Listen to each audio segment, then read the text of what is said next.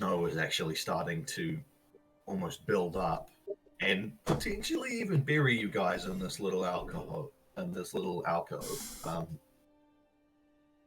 You see just sort of a slightly a light that is kind of flickering just a little bit beyond where you can see reliably out in the storm, and it's just kind of moving from side to side very slightly. And you hear as this light begins to get closer, the rattling of metal and creaking of it as you see a short, squat, presumably dwarvish individual wrapped in just layers upon layers of cloths and furs, and just sort of is covering their eyes and just sort of moving in your guys' direction. And do you want to do anything as they approach? I'd like to look up in the cold with icicles on my face and blearily whisper the name of Maltharn's sister in confusion, thinking it's her. You fucking son of a... You don't even remember. I don't remember her name, but I remember that I was into his sister. Yeah. Miss Maltharn. Miss Maltharn. Yeah, I don't think that's how it works. Which Miss Maltharn? As you sort of mutter this under your breath, shivering and icicle forming on the tip of your nose. I punch her on the shoulder anyway. Yeah, the icicle shatters.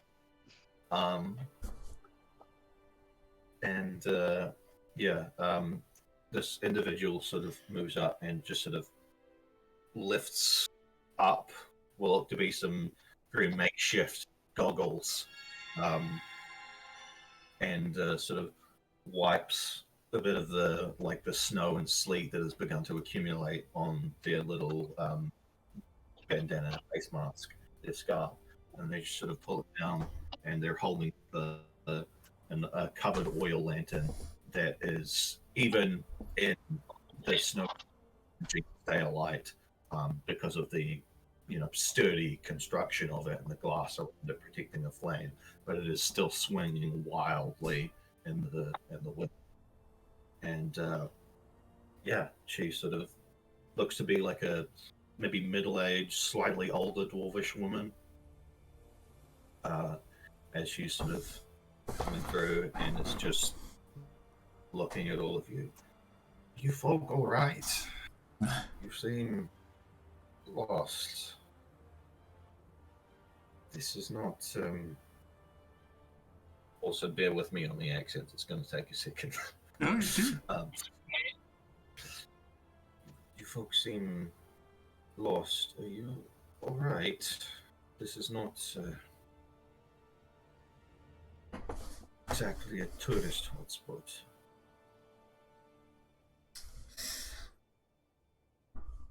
Few of us are a little beat up, but I think this one is probably going to need to warm up the most.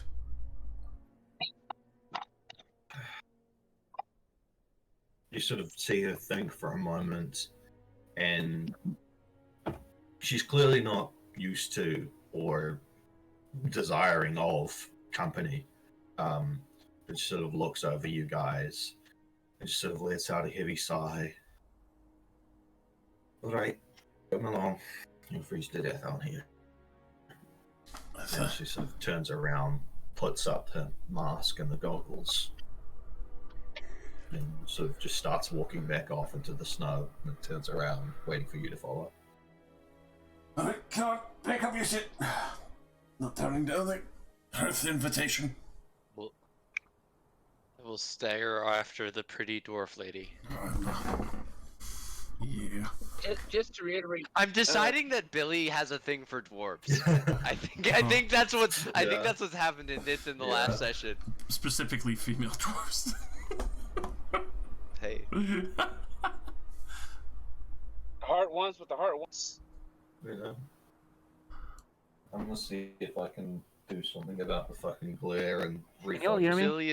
Billy is Yes. only a lesbian if we consider Billy straight and or cis, and I don't think that I consider Billy cis. I have no idea what the It's fuck all Billy glory. prefers. Yeah, I mean, either. Look, when Billy's Billy at this point.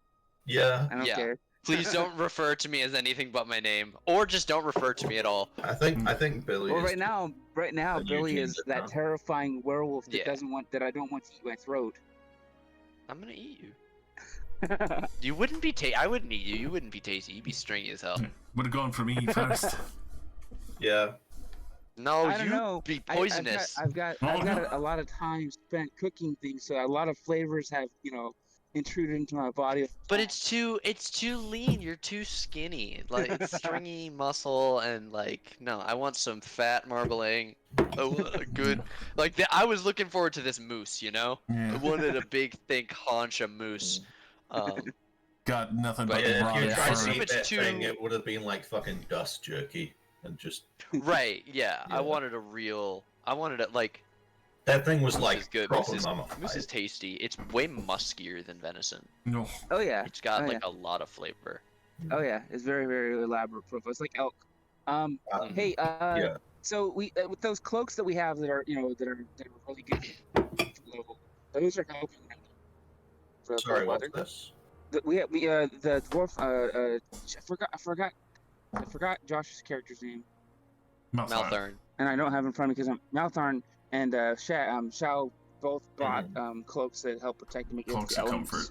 comfort. Yeah, does that help with this, Yeah, this bitter cold? Yeah, you two are not feeling nearly as frozen. And in fact, Yeah, these we're cloaks still miserable are- because this is bitter. This is absolutely terrible cold. Yeah, like your face is Yeah. still fucking numb to shit. Your fingertips Yeah, but the rest of probably us, also still numb. wherever But the cloak, with the the cloak cloaks, yeah, wherever the cloak is covering, you're still a little cold, but it's not like full on. it's not unbearable. Yeah, like Yeah, you're okay, that's you're cool. So functioning. the cloaks were a good investment. I'm proud. Yeah.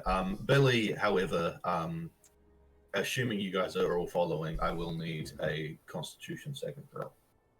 Yeah, I will I'm gonna- expend a use of my shifting to get advantage. I'm All right. going to head into the house and switch You up to my should've- computer. Can you go ahead and roll that Constitution roll for me, Sam? It's And only I will me. be- If No, you it's listened, it was only me. because you guys have the cloaks. You're Mhm. good.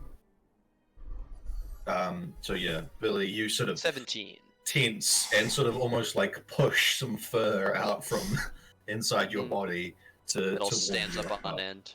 Yeah, and just sort of wrap what little covering you have around you, and just insulate yourself as much as possible, staying between the others. And you do manage to avoid getting frostbite or just having the energy completely sapped from you by the cold. But you're still shivering furiously by the time you get to what Soon appears I to will have be- fire powers. Soon. Yeah, by the time you get to what looks to be a ramshackle little hut. It's sturdily built, looks like it's made out of some good, well milled pine. Although it looks like, with those of you who are familiar with sort of being out in the wilds and that kind of thing, this thing is clearly handcrafted.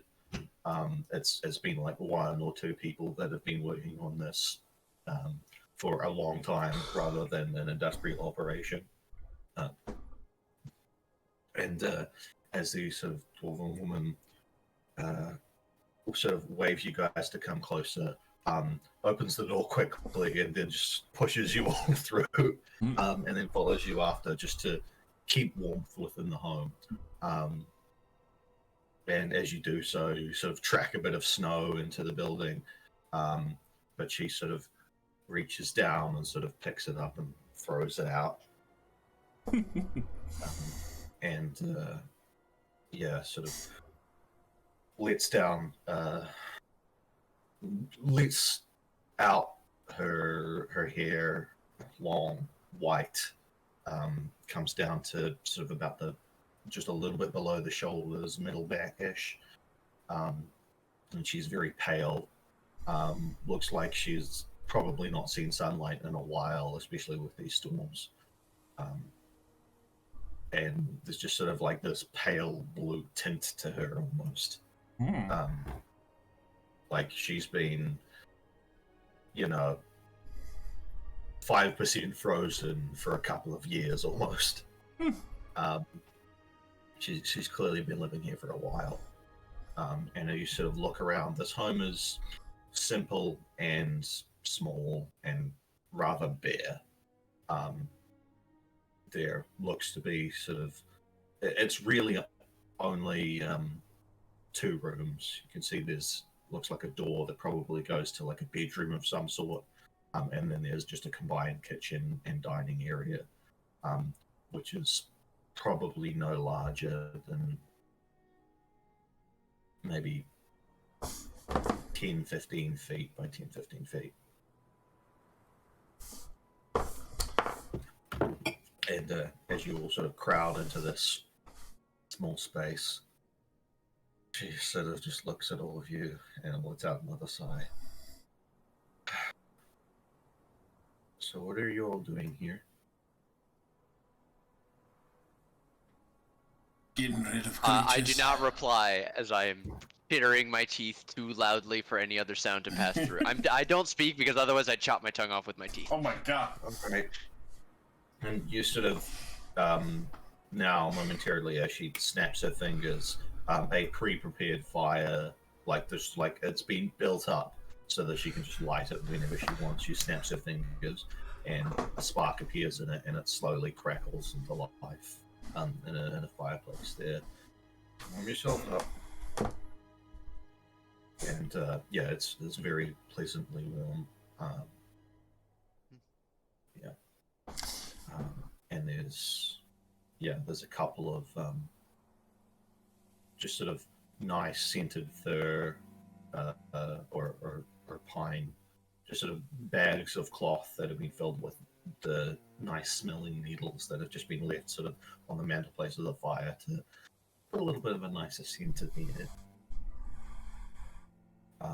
And once they sort of begin to warm up, you can sort of hold them against you and they'll warm you up. As she goes and sort of takes a large, basically teapot, and just hangs it over the fire and lets it begin boiling. After shoveling some snow into it, the snow begins to melt and boil and so on.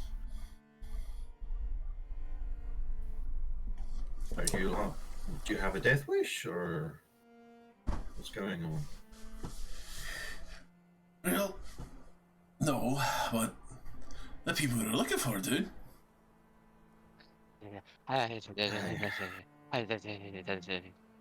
Yeah, but she said, don't mind the big ass antlers she's dragging around. Something you ran into. No longer have to worry about it. But have you seen you ran into one of the big dead creatures? Yeah, the old Ibrolith legend. I hate those things. They've been around for a little bit. There's a couple of them. There's more. I'm pretty sure their bones are underneath a frozen lake, and I'm trying to dig them up, but it's taking a while. Immediately starts jotting that down in his journal. Is there anything hot to drink that I could reach for? There is. I'm really trying to roleplay the I'm from the southern part of the world and have never come. There's nothing hot to drink at the moment, but as you sort of have that thought, your cold, frozen mind is pierced for a moment by the whistling of the kettle as the woman sort of reaches forth and waves her hand. The fire dims down a bit so that she can safely take the kettle off, and she begins sort of making some very simple, just mint tea. It looks like she's probably picked it locally and dried it before the storm came in. And just sort of sets it out, and very unused to having guests, just sort of sets it there and then looks at the rest of you and then looks at you shivering and she's got the cup herself. She sighs and hands it to you, and then goes looking through for cups. Only finds two. One of them's like bent and seems to have like a bit of a leak in it. So she just sets it on the table.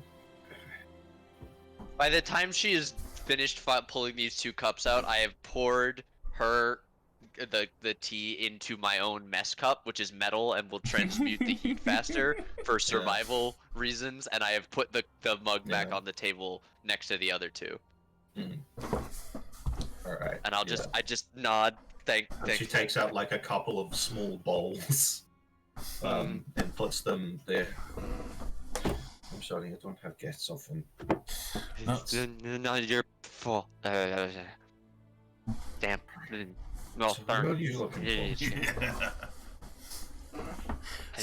What'd you get for not having a beer? I have so much more fur than you. This is bullshit. But it's not a beard, is it? If I was a werewolf, I would like it noted that I would not be suffering from effects of cold because I'm immune to bullshit. Anyway. Oh no, it seems shaky. You're not. You don't have exhaustion, but you're warming up now. Right. Yeah. It's like I'm that was supposed to be in character, but I said it incorrectly. You're good. Like, if I was bigger, I would wear you like a suit. Oh yeah, I know. You'd love to wear me, wouldn't you? You fucking bitch. Glad you're coming back to your senses. Aren't you a cheery lot? Yeah, sorry about that. Look, I'm not a people person, but you folks seem like you're, well, not immediately obviously assholes, so Oh, except maybe her. maybe a little bit, but I'd like to make sure you don't freeze out there and send you back on your way. Don't suppose you've run into any other cheery fucking lads out there? No, not live ones, not that I can recall. Not even ones that look like her. Chester has the chittering teeth. You mean freezing to death, or, you know, big folk? Half frozen. Half frozen. Yeah. We're looking for the prince right now. Yeah, she sort of seems to think for a moment. Make a what's your guys' passive insights, real quick? 14 plus. So I'm on. 12. I would say. One moment, I will have that answer for you. I would say, in the meantime, Billy, you sort of notice she sort of her demeanor changes a little bit once Malthang mentions the prince. And it's definitely a little bit colder and less welcoming. Nope. And honestly, I would advise you against bothering those folk who know what it. We're just here for the body, Well, the job. you might as well wait over, because no doubt he's probably already dead if he's out here. Because you know how they are with their fancy threads, don't really think about, oh no, I'm going to freeze to death. Just, well, normally I wouldn't say this, but just stay the night for now. Fair enough. What time of day would it be, relatively? Make a survival check, because it's fucking hard to tell with the storm coming. I have a Teacher. fuck. What's it called? No, the magic item that we made, and then I wasn't gonna take, and then I took it because it was in the store. The Stargazer's lens, I think. Is that one? Or Is was it that a what it different was? one? Describe Yeah, to I me think what that- it does. It lets me see the current position of the major solar body in the sky. Be that a sun or a moon. I think if you're talking about that, the Stargazer's lens, which is I think what you're talking about, that's not necessarily what it does. What it lets you is see the stars and the moon, even during the daytime or when they are obscured by clouds or other obstructions. So it wouldn't necessarily help in determining whether it is day or night because you would just see the night sky. That's not the one. That is not. I'll Did you have like a different item or? Yeah, I'll figure it out. Don't worry about it. Alright. I'll go back through the chats and figure stuff out. Yeah. Well, regardless, Shao, as you were sort of thinking about whether you should stay the night or not, it is getting sort of later in the evening. It's sort of mid to late evening, maybe like 5, 6 in the evening. And this is definitely the part of the day where it would start getting a lot colder very soon. And with the 15 on that survival roll, you're pretty sure if the prince is out there, he's probably going to be dead in the morning if he's not already. Yeah, we lack the resources. Also, we're walking wounded. Speaking of, how hurt did each of you guys get in that fight, just for reference? I know you took a short rest and you've healed, but I'm just wondering, like, how badly tattered are you looking? I was down to a quarter. Mm-hmm. I think we were able to recover our hit points when we did short. We Yes. rested. I know, but I'm saying during that, during the fight how low? before that, how low I did think you I get? was knocked unconscious. Malthon? Pretty banged up, even though he's patched up well. Yeah. All right. So yeah, you guys are feeling like a lot of your clothes are a little bit tattered and. Shab looks like shit. He looks really. Yeah. He looks like death.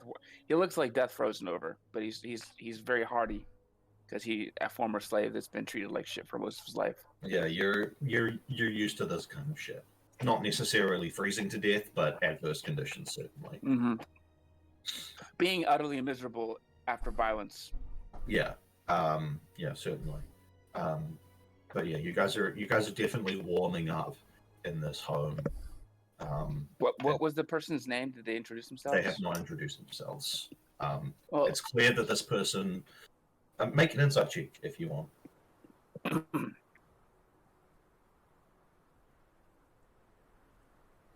nice.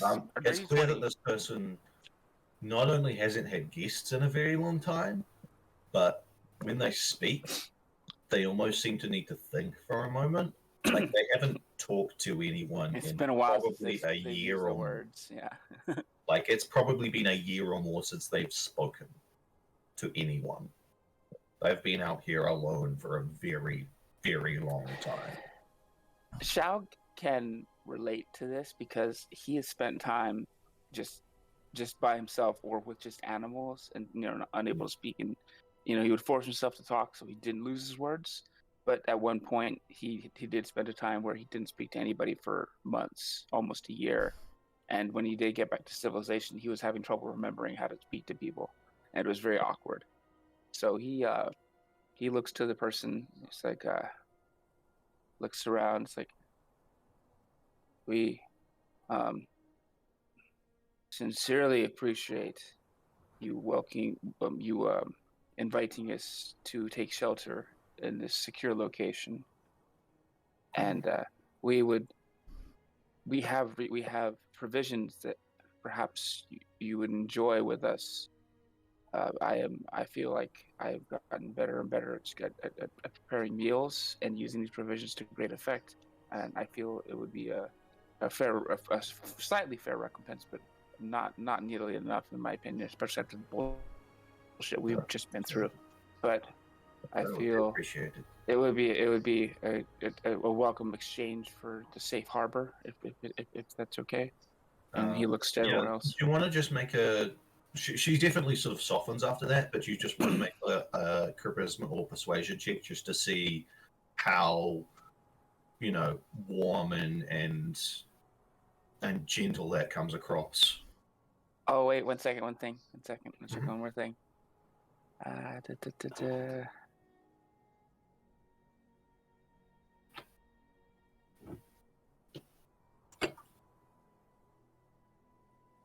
I am going to see if I move my camera whether it decides to stop being fucking annoying and change focus all the time.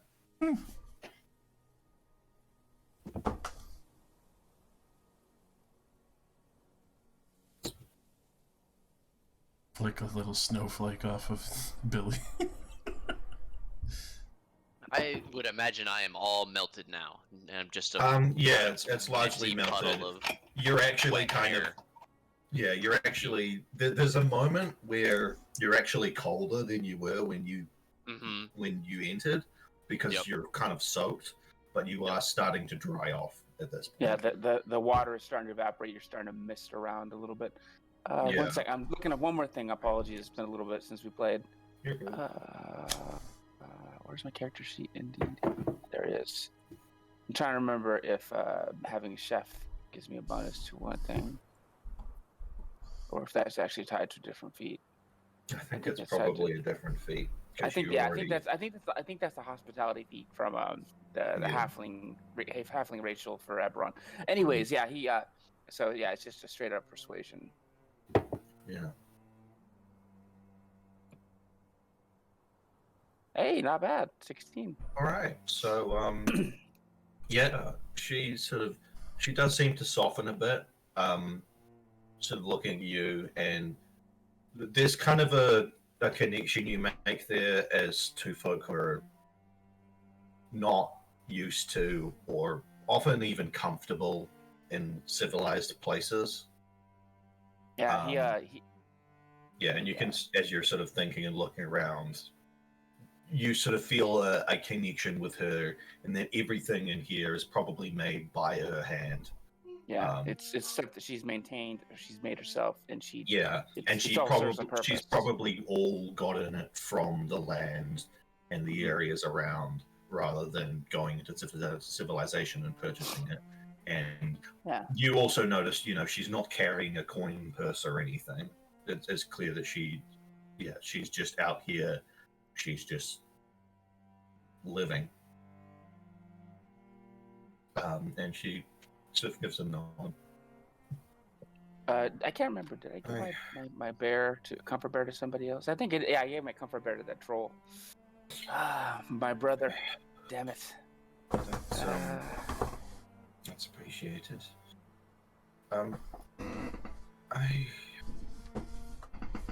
She's just sort of looking around. Can I trust you to keep an eye on your friends here? Well, first, my name is Shao Chell, and then he points to he gestures open hand and raises his palm to each of his compatriots. This swarthy dwarf here, his Maltharn, and this very cold but battle-weary woman. Maltharn is actually not warty anymore. He's a very, very handsome man. No, I didn't say warty. I didn't say warty. I said swarthy. Okay. I thought you said warty. Yeah, he still has turns around, turns into a hag. Oh my god!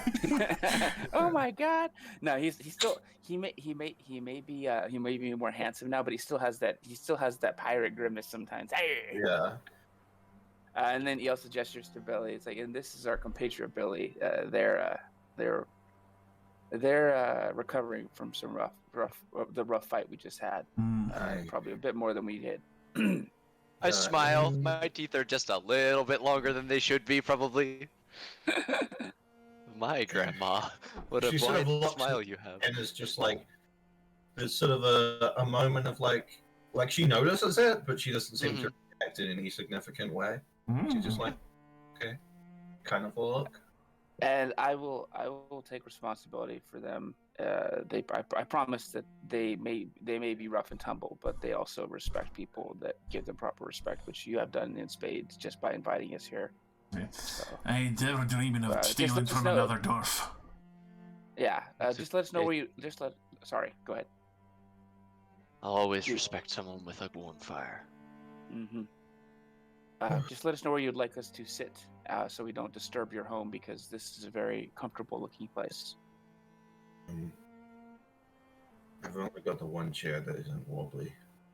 Oh, I don't need. I do not require a chair, and he does it. He demonstrates his deep squat where his legs like sit farther than his shoulders almost because he's so tall.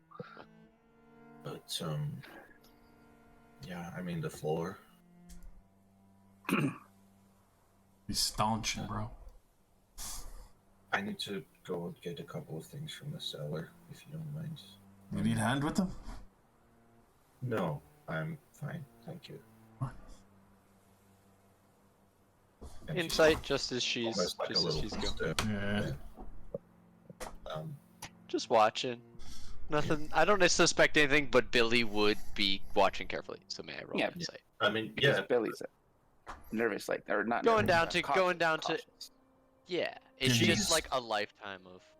she is not happy about you guys being here. But she's kind of like, it's like she's almost wrestling with her conscience, where like she does not like company. She doesn't like having people around. But Out of character. there is an element of her conscience that is like, I can't leave people just freeze to death. And She's a good person. she definitely feels that you are intruding upon her home, and wants to keep the amount to which you do that to a minimum. But Sure. more than that, you can't tell. But just voice. I'll be a better moment. Mr. Orc fellow, I'm sorry, bad with names. That's okay. Whatever you like to call me is what I will respond to. And he nods. He nods quietly. All right. Do you need? I've got mostly root vegetables, some mushrooms. No, we have. Don't worry about providing provisions. We have plenty, and we will share them with you. I feel like you might enjoy some of the flavors, since you may not have had these in a while. Perhaps. It's Is been a it while true? since I've had My much other than steak. turkey and dried Yeah, root vegetables. I mean, please do feel if you feel like there's something that we've not tried, feel free to bring that up if you want to include it, and we'll be happy to include it in the meal. But don't feel like you need to. Pretty be a- bland. Yeah, don't feel like you need to We have be a food proper of our house own. guest. Yeah, we have food, and we're happy to share it with you. Payment should be given for protection. I don't want coin. There's no use for it. I hold up a large steak. It's not. It's provisions and Something for something. service. All right, Service. well, let me. And she sort of takes it over to like a chopping board that just you can tell has not been moved in weeks, Mhm. and it's like there's a That's bit of where it blood. goes on the counter. Yeah. Yeah, and there's like several deep grooves in it from it being cut and used, and there's like blood that has been from like meat and that kind of thing, Mhm. and also like little veggie scraps that have probably been from there for maybe a week or so, but they're not gone off because it's so cold. Mhm. She just sort of takes it and then sort of reaches up and sort of searches through a couple of jars that are on a shelf. Most of them are empty, but she managed to find one and takes just looks like a rock of salt that she takes and just sort of takes like a mallet and just starts smashing it a little bit and starts rubbing the salt into the meat and then sort of wraps it up in some burlap. I'm gonna go put this in the cellar, keep it cold for later. All right. Thank you. No problem. Mark down one of my prime steaks. And I'm not super familiar with the nature of the ability. I know a couple of things, but I'm just saying if it were me, I'd want my horns back, so maybe leave them outside? No arguments here. Shag looks to his compatriots like, I think you might want to follow the advice of the person that's been surviving up here for however long they've been here. If they stay there overnight, fine, but I would prefer not to have them in the house. It is your home, and I will Bury stand them up in and snow I'll or drag put them rocks outside. on them, whatever you want to do. But I'll drag them outside. I'll take them a good like 40 or 50 feet away, like far enough that I cannot see the house and I have to follow my tracks back yeah, to the she house. will actually come out with you and just hold up a light in the lantern so that you can see it, because you can see light a little bit further than you can see anything else in the storm. It's like being underwater, yeah. It's almost whiteout conditions. Yeah, it's definitely whiteout conditions. And you sort of go there, and as you're actually moving, your tracks are almost half covered by the time you get back to the house. Yeah, probably only the antler tracks are because they would be even deeper. Yeah. And she's just sort of, by the time you're halfway back and you can see the house and she can see you, she sort of moves off to the side and sort of appears to be unlocking a cellar of sorts. Sort of opens it up and goes into it. I'll just sit behind her. Yeah, and presumably you return into the house. Yeah. So, just real quick, passive perceptions, everybody. Can't remember. 11. I don't have it written down somewhere. I should have it written down, but I don't. 16. 18. 16, 18. Really? Oh, 11. Sorry, I Okay. went first. So Malthon, you're probably the only person who notices this. But you do hear like a bit of bumping and shuffling going on beneath you, presumably in the cellar. It's insulated to the point where you can't fully discern exactly what it is. Probably moving crates and that kind of thing. And you hear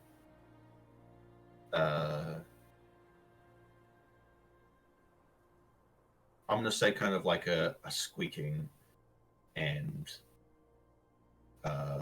like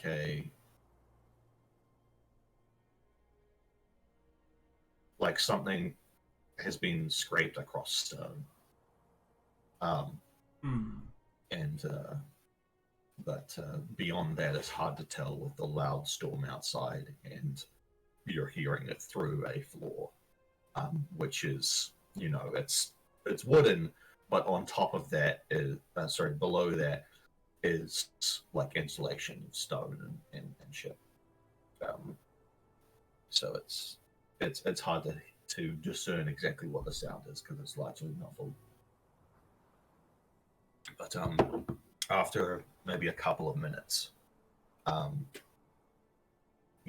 she comes back up, and I'm going to say, Billy, real quick, why don't you make me a perception check with advantage? Ooh, keen senses coming in. Sniff, sniff, sniff. Listen with an ear flick. As she sort of re-enters, you sort of smell something that wasn't on her when she left. And as you sort of take a deeper sniff of it, just instinctually, you kind of get that feeling where it's almost like the inside of your nose is freezing, where you pull the cold air up into your nose and you wince a little bit. But you do get the scent of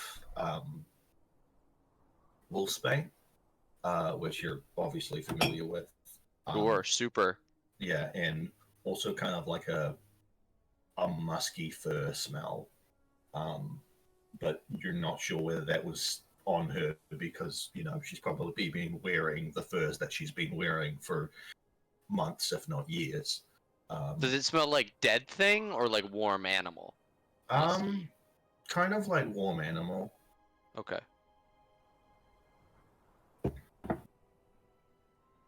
Okay. Yeah. Like my ear, give her a glance. But the fur that she's wearing probably hasn't been cleaned in a very long time, or maybe even Sure. ever. Yeah. But regardless, yeah. Just a few things seem a little off. But yeah, she sort of re-enters. She just sort of lets out a sigh and rubs her eyes and sort of lets out a sigh and mutters something under her breath.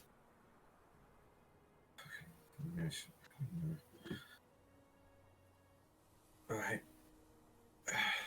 Well, I appreciate your offer of food. I don't have that many utensils. Hopefully, it's enough. We are fully stocked to survive, just not in a storm of this nature. If you are. She sort of reaches and sips tea from a bowl. Right, yeah. Yeah. I would imagine that Shagchel is cooking on the fire at this point. Yeah, he's pulled out because especially after the horrible fight and people almost dying, Yeah. he's definitely breaking. He's breaking up some of the good shit to Like make some good steaks. with that previous fight, even though most of you guys are back up to full or close to full, you still feel like the aching of. Oh yeah. No, Shao is. He's like. Yeah. I want. Billy I want some gave. good food. Yeah. Billy gave the nod to use the good steaks. Yeah, like this he's is breaking out the like good we shit. Yeah. a grand earned this. conquest deserves its own reward. And I didn't kill you guys afterwards despite being feral. So that's also good. Hell Yeah, and also Shao kind of looks at Billy. It's like while he's cooking the steaks, he looks up at Billy. It's like we have to talk about something later. Just a heads up. Nothing. Another nothing hard. day. Yes. Another day. Yes, but yes, I really need to talk to you about something later. And he gets to work and I understand. As you're sort of speaking, how, like, are you guys being very overt about the fact that you're not saying something, or No, are you I just said hide it a little bit? we'll have that conversation another day. We're just talking normally. Yeah, Billy's body posture is very much like watching Shagchel, sort of in the corner, almost like a watchful cat or dog supervising someone cooking. It's kind of like unconscious, and she's watching, mostly just staring at their host. Yeah, Shaog isn't like it's kind of curious because Shaog is not like terrified of the 400-pound gorilla in the room. But he didn't, when the way he phrased it, it wasn't like oh, we need to talk. It's like, no, it's like we have something to talk about later. It's kind of like, like friendly banter almost, like somebody talking in the kitchen. So as you're doing that, the woman, who again still hasn't introduced herself to you because she hasn't spoken to anyone in a very long time. So she sort of takes a stool and sort of places it next to the front door, and then just sort of reaches up, and it looks to be like a nail or like a bit of wood or something that is sticking out, just on the top of the door almost. On the threshold. Yeah, on the threshold. And she just sort of reaches up and begins fastening something to it, and then steps back down. Looks like maybe some dried flowers, and then takes the seat and puts it back and sits down again. Can I give another Okay. sniff at those flowers? Yeah, absolutely. It's I definitely have a. wolfsbane mixed with a Yep. couple of others, but primarily wolfsbane. Yup. Yeah. Okay.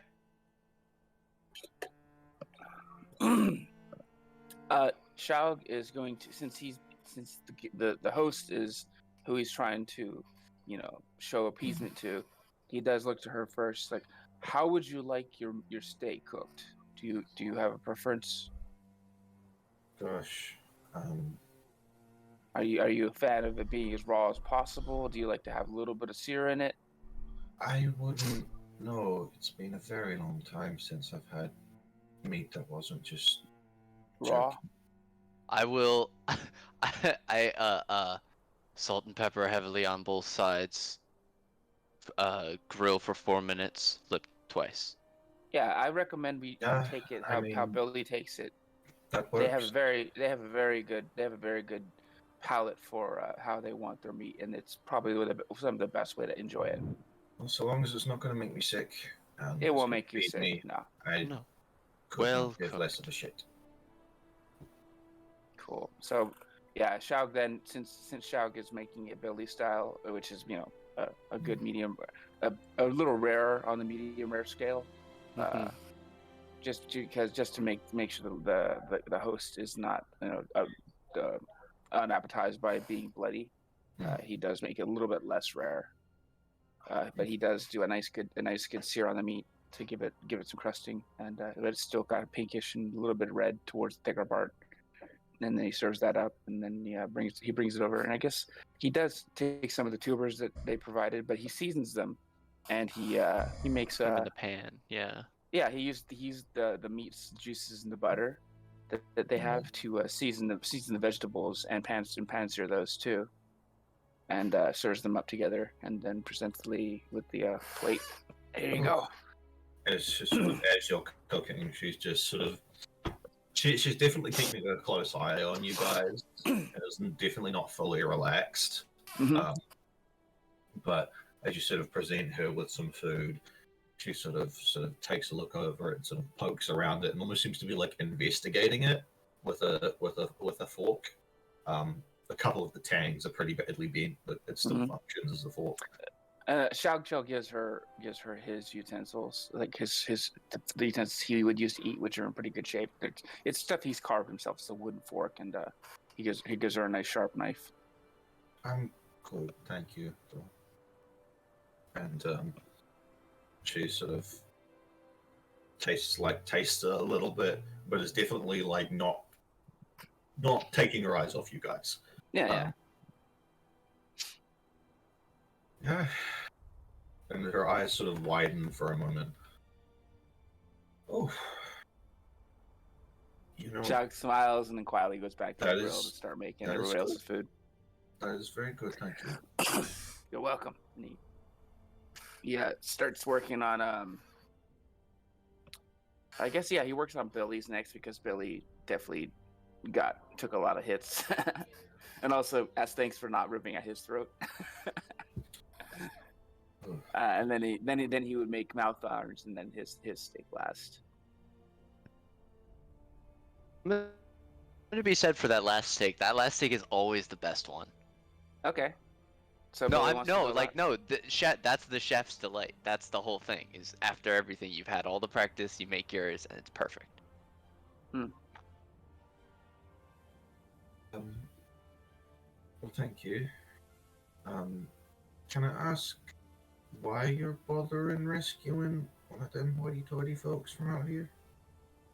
Xiao Xiao is busy cleaning, scrubbing off his hardware, and he looks to Malthar and Billy. It's like, you can, I'm not the best with the words. If you want to tell her,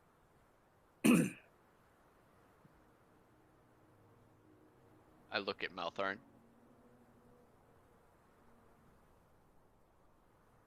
Who's dead?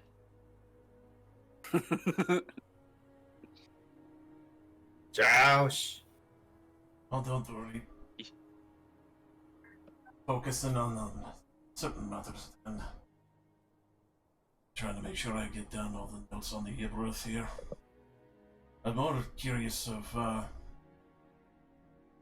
your knowledge of its bones? I'm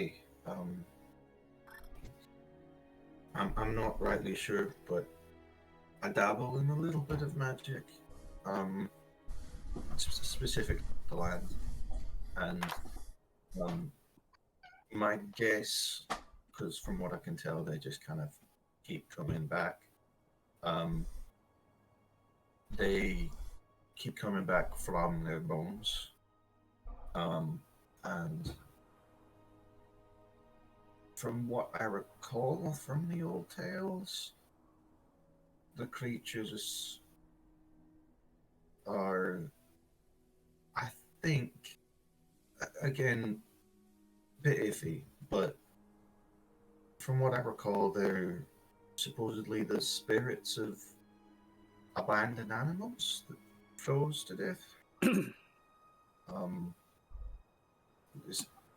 That's I imagine why they seek the company of us. Unfortunately, that is quite lethal. And I'm hoping that if I were to get those bones out of the ice and give them a little bit of a respectful burial, make them not forgotten anymore, that they'll be able to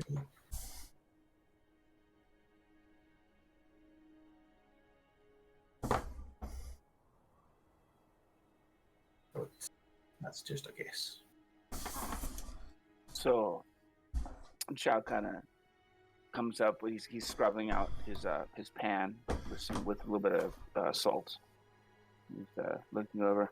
So, you're of the hypothesis that What's you're of the idea that yes. the creatures are like the spirits of multiple creatures that long for the company of their masters or allies, are seeking the living of humanoids when they in the snows.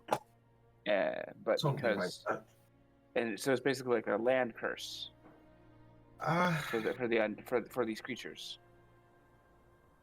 I don't quite understand what you're trying to communicate, but in essence, my guess is that they hang around because they weren't given a proper send off. And because of that, they become a curse. And they long for what they did not have, which is company, respect, and from what I can guess, affection. Proper send off. That proper send off would hopefully close the chapter, so to speak. I can understand that. That Shao Cho sniffs loudly at once and starts putting away his cooking gear. Anyway, thank you for the food. It was good. Thank you for not allowing us to die of cold. I mean, you seem like you're not terrible people. Or at the very least, you're, you know. I make a face and look at Maltharn, who's sitting probably with also facing her, so I'm slightly behind him, and I kind of roll my eyes. Not terrible people. You know, just Google eyes here, left and right now. Yeah, but Wag your tail, certainly not the smartest, if you don't mind me saying. No, we just put our faith in the wrong dwarf. Right. And which one would that be? A close friend of mine that suggested he knew the area and that we had everything that we would need to be able to survive. Well, I suppose. Now, if you in a would sense, dragging he your was giant right. trophies around. But I really don't understand why you'd come out this far in this terrible weather to rescue some good-for-nothing noble. Mostly No. because of money and because we gave our word. You should give your word for something like that. Council's Because we not to didn't stay know on about it. Victor's situation. Trade you into the ground anyway. It wasn't the best decision. Now that we have had time to reflect on it and also, almost die. Well, trust me, no noble's worth dying over. That's true. Yeah. Either way, we need the prince to be able to get a final decision on something so I can move forward. Yeah, it's also because of a personal reason. Just let the line die and hope the next one works out. My family's rotten to the core anyway.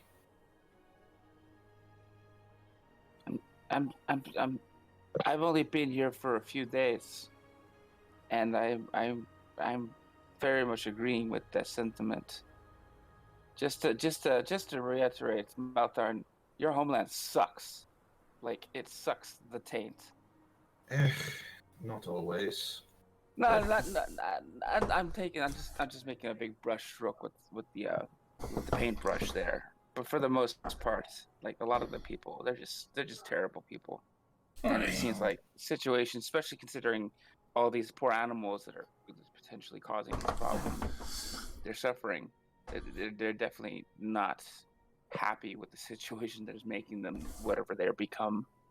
From what I understand, it's just the one spirit per creature, so it's not exactly a wealth of them that have been. It's more than enough. Yes, that's true. But this area was abandoned to the storm a little while ago, so tracks. Also, Malcolm, I'm sorry I said your homeland sucks. I just had to get off my chest because I was pissed off at that fight. You're visiting it and it's freezing your tits off half the year.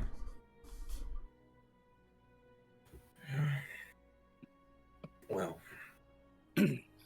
I'll see if I've got some more furs around here for you to sleep in. And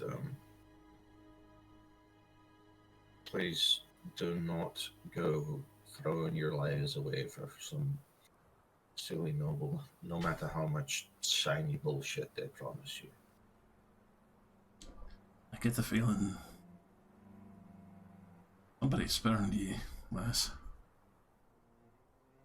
You can make a persuasion check if you want to try and get her to open up a bit about it. A little bit. We're trying. It's going to be the ugliest persuasion, but yeah.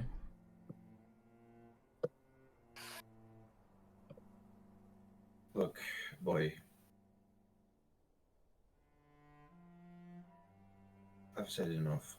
When his nobles are shit, don't give him anything. They'll just take more.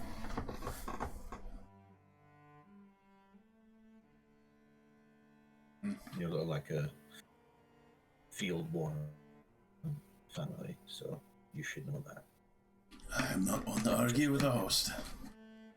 Just in case it slipped you by, there's your amount.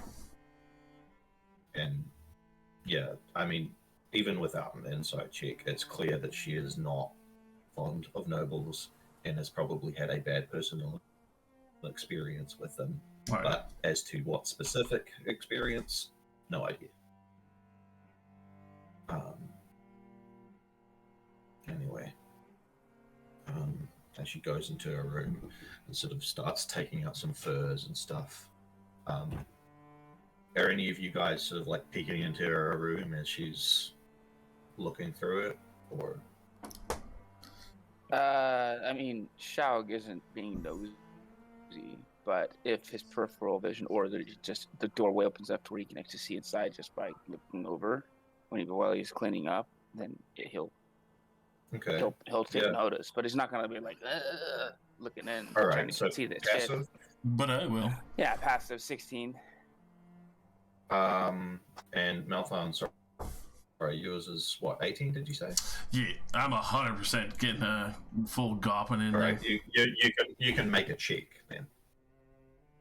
Because Can I use my keen senses? Other than my eyes. You would be trying to smell something, but sure. oh no, What's that I funky could smell? listen.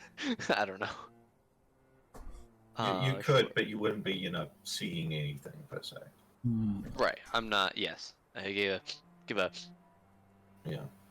oh, So that smell. yeah, Malthon, you're sort of looking as best you can, but it's hard to catch anything. You see, she sort of she takes out like a few furs from the bed, and just sort of piles them up on the bed for a moment.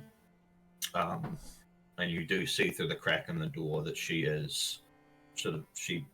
pulls out a drawer from a very shoddily constructed bedside table, and just sort of picks something up. And she seems to be looking at it for a moment. Sort of wipes her face, puts it back, heavy sigh,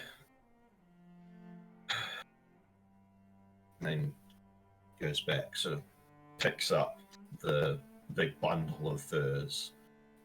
Billy, you hear like as she puts the thing back down, like wood on wood. Probably an object maybe yay big, and not very heavy. But unfortunately, hearing can't actually give you an enormous amount of information about the exact nature of an object. Do I smell wolfsbane? Still? Residual. There's not It's a whole not lot. like here anymore. No, it's sort of, you can follow your nose and it's coming from the door. And there's sort of like a little bit of residual on her. But yeah, not but, like I would no. imagine that she has some or any. There's not like a source of it in her room that you can tell. Okay. Yeah. The only other thing I'm listening for is if she has anything glass on her person. If I hear any glass clinking as she's moving around, like a potion bottle of some kind. Not glass, but I will say you do hear close to glass, probably more like clay or ceramic.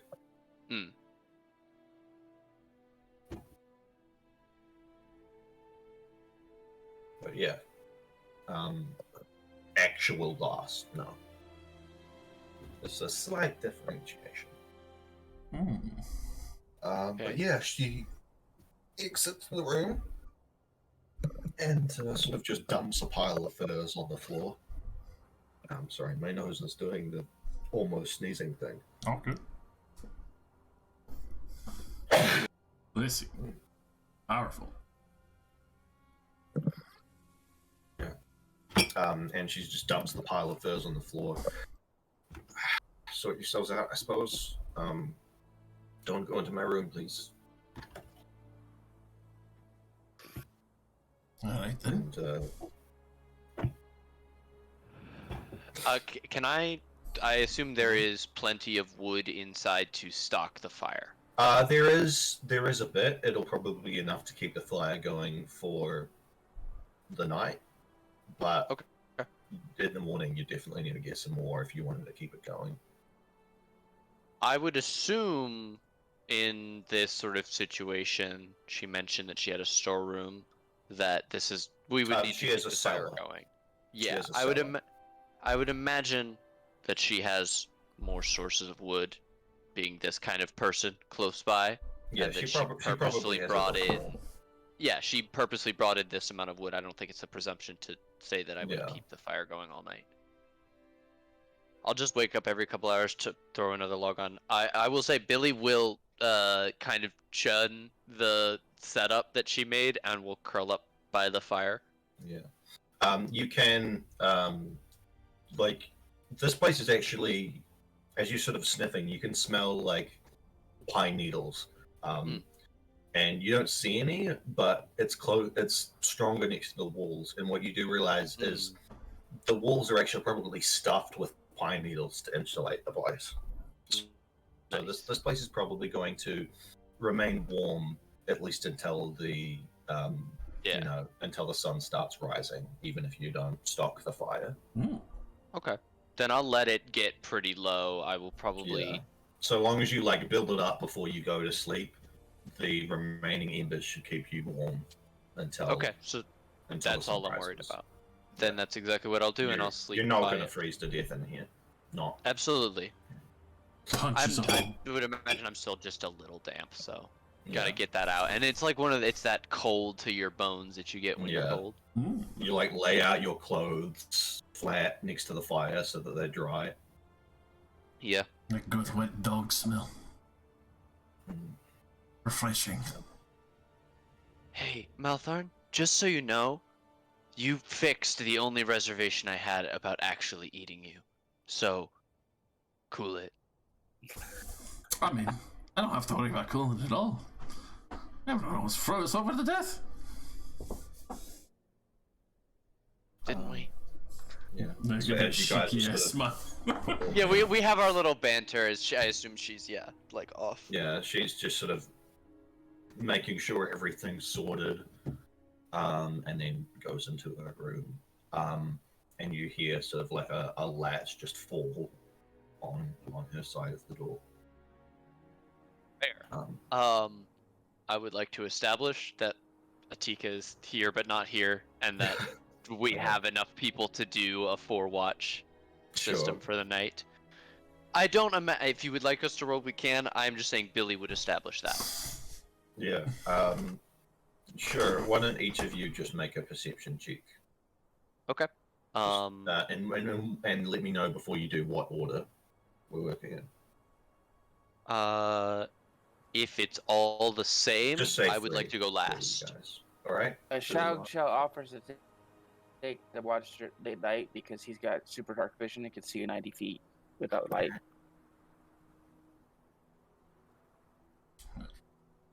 Go Okay, first. that leaves Malthorn for first. Okay.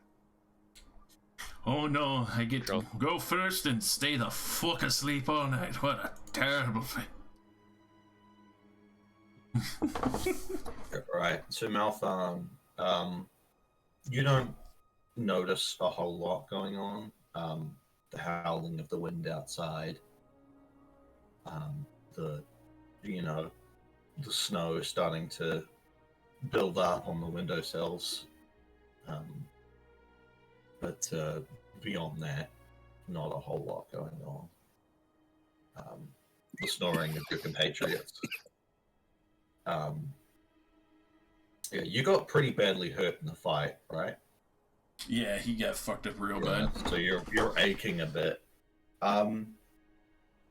As you're sort of just like gently rubbing the wounds that you received to soothe them, as you're sort of feeling them, and you got like, do you imagine you like got hit across the face or anything like that, or like your nose got broken or anything like that? Anything like that happen? I would say yes, because there's a few that I got fucking rocked on my ass pretty hard. Yeah. As you're sort of feeling the spots where your wounds are sort of starting to heal, you feel them and they feel not right. Like, not right for your current form anyway. They seem a little closer to your previous form.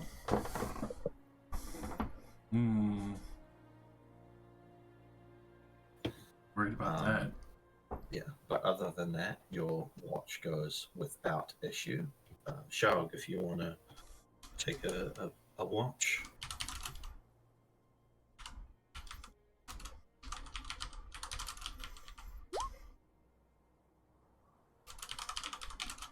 All right. Yeah, with that, largely things go without issue. You hear again the howling of the wind, the howling of maybe some wolves that are outside. With that, he's going to cast speak with animals to see Oh, if the they're like wolves long distance. But yeah. Oh, it's distant. Never mind. Okay. I mean, it's you close can enough. try. You can Nah, try. if they're too far away, he's not gonna. If he could talk to him, he would. But if they're just far away to say they're out there, he's not gonna worry about it. And there's a fair chance in I guess this would it be desperate of a cold environment they would just probably attack you because they're hungry. Yeah, would it be like a nature check or yeah, probably nature check to know what they're trying to communicate with their baying? Sure.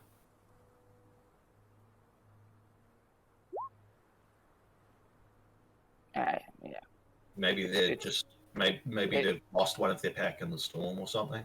Yeah, it's just cold as fuck, and they're like, this sucks. Yeah, they're just calling out either just because they feel like it, or because maybe they've lost a member or something. It's hard to tell exactly. And he's not like a hunting call or anything like that. He's having inner monologue, and he's attaching what he thinks are personalities to each of the different kinds of wolf howls. Because he's probably got enough ear to be able to identify different wolves based off their howls. So it's like, yeah, this wolf is probably crying about her dead partner. This one's saying, "Hey, get the fuck off my territory." This is like, he's fucking cold as shit. My balls are frozen. Yeah. But yeah. Other than that, the watch goes largely without issue. And that comes to Billy. Yeah. Shout quietly. I've been doing decent. I only got that +1, but I'm doing okay. Yeah. I need to train myself in perception somehow. I could train you. Be a watchdog. Yeah, downtime. I'll kill you. You try. I'll kill you. Billy, out of curiosity, because you keep track of this kind of thing, how close is it to the full moon?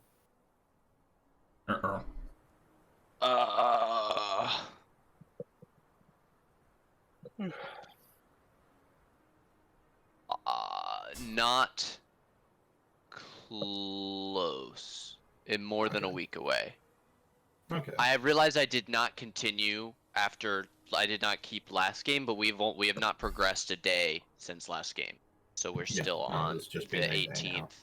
Yeah, so we're still on. So tomorrow morning would be the 19th of Fawn's Jaunt. Alrighty. So, yeah. So largely the night goes without issue. And as the sun begins to rise, the storm subsides. It's still deathly cold, but the blizzard has largely passed over, although there still is a little bit of snow falling. And there still is a little bit of wind. And the woman, the dwarvish woman, wakes probably about halfway through your watch. I would like it note that when I woke up, I didn't build the fire all the way back up, but I did put one good log right in the middle so that we could easily start cooking fire when people are all up. And she sort of, as she comes out and sees you awake, sort of closes the door behind her, looks at you. It doesn't say anything, but she seems like, what are you doing? Kind of a look. I just kind of nod at the fire. It was cold. Gives a shrug and sort of goes to the front door and just looks at you guys. And sort of bundles herself up in her furs. And do you want? Heads outside. I would probably get as far as "do you want," and she just ignores and goes, most likely. She pauses for like a half second so that you can get the rest of your sentence out. Yeah. Do you want another set of hands? No. Closes the door. Damn. And you wake up the others, presumably like another. I was just about to say, yeah. I'll get them up and get whatever we have for breakfast started. I probably know Shagchel well enough by now to like get his kit out for him and put it over by the fire if he had put it away.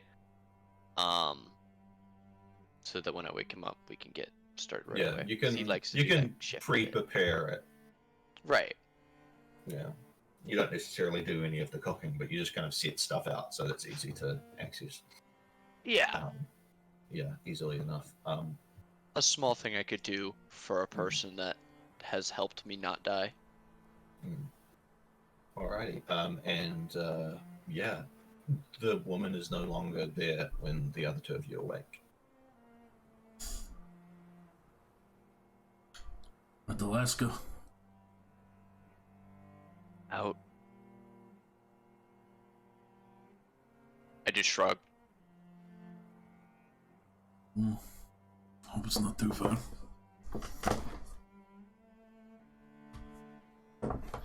I'll kind of gesture at the fire stack next to me. Would likely, but could always be a big ass harpoon gun. She's gonna come back and stab us all.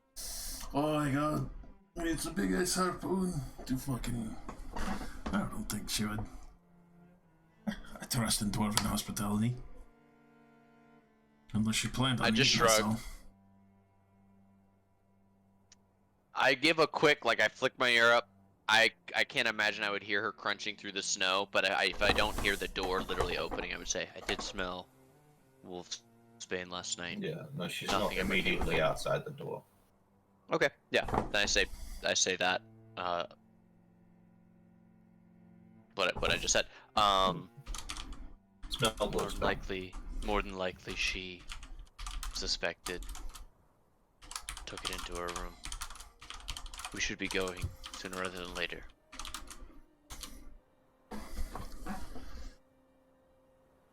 It's a shame, at least. We're gone before she's As you back, guys that would are be the talking, worst. you hear a sort of like a bumping noise as something falls over in the cellar below you guys. Muffled, but What the fuck? you hear.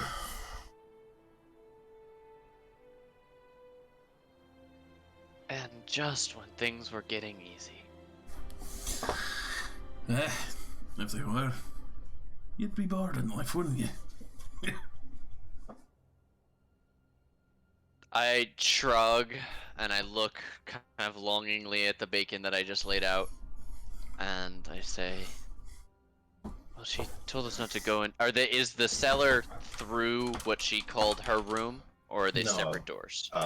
The cellar, you would have to leave the house, and it's kind of like one of those cellar bay doors that you actually have to access from by going outside, opening it, and then going under the house. Okay, so it's possible that she just went It's possible. just downstairs. Okay. Interesting. Can I put my ear to the ground and listen harder? Absolutely. I'm doing a lot of perceptions, and I'm getting progressively worse. What you hear is not like soft boots on stone floor. There is like a slight, almost like a clacking of something on stone floor, and a little bit of scratching, and you hear heavy breathing, and the slight noise of something crunching repeatedly.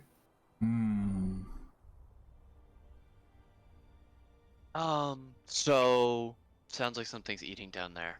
Something big, clippity cloppity, possibly. Yeah. Maybe she's keeping one of those creatures that we just killed or destroyed. Or it just ate her. What the fuck? Possibly. Which would be weird because they don't have mouths. I mean, But you know, maybe. could go check. I guess we'll go check. Make sure. We could always just eat and then leave. You know, Yeah. it's not our problem. Oh, no, yeah. Leave the monster hunting to the farmers. I see you. Fuck. I will go over and pick up my heavy crossbow and I sling it on my back, and I get my warhammer and That's the spirit. I would like to headcanon that not. Billy sleeps in just like the leg parts of the scale mail. Mm. Just as like the underclothes, right? Like that's what she would. Gambison. Gabison? Yeah, Gabison. exactly. Just especially So now you're like for halfway warmth. into it, effectively. Yeah, so she's just gonna go over and start shrugging into the boots and Takes a things couple like minutes, but you can do it. that. Grumbling, yeah. Yeah. I'm so glad to have all of you along, sharing these wonderful ideas. And yeah, if you guys He stopped with that. He does take out some bread that's been that's wrapped up in like a Oh, he died. starts searing that, and he takes some of the thicker cut bacon and he puts that in the pan and he sears that up so it gets nice and crispy. And that's basically a quick breakfast for everybody. all right. And just in the walk process, through he your also makes some treats with that too. Mhm. So we have some chef treats or some for temp HP. All right. So, do you guys want to investigate then? Yes. Yep. Bundle up Alright. as best we can, and how bad is the blizzard when we open the door? Not that bad. It's Okay. like you can see like a good 100 or so feet. Tracks. That then. further. Looking at tracks, it looks like what remains of the woman's tracks just kind of go straight out. They do not go towards the cellar. Hmm. And it actually looks like she's been dragging like a sled or something behind her to like probably carry some things. Okay. Can we see where the cellar is easily? Yeah, easily. You can just sort of look around and it's just like on the side. Okay. Is it locked? There does appear to be sort of a large, heavy lock, but it is old and kind of rusted. You could probably break it off with a couple of good swings. Or you could try and pick it if you have picks, but I don't think anyone does.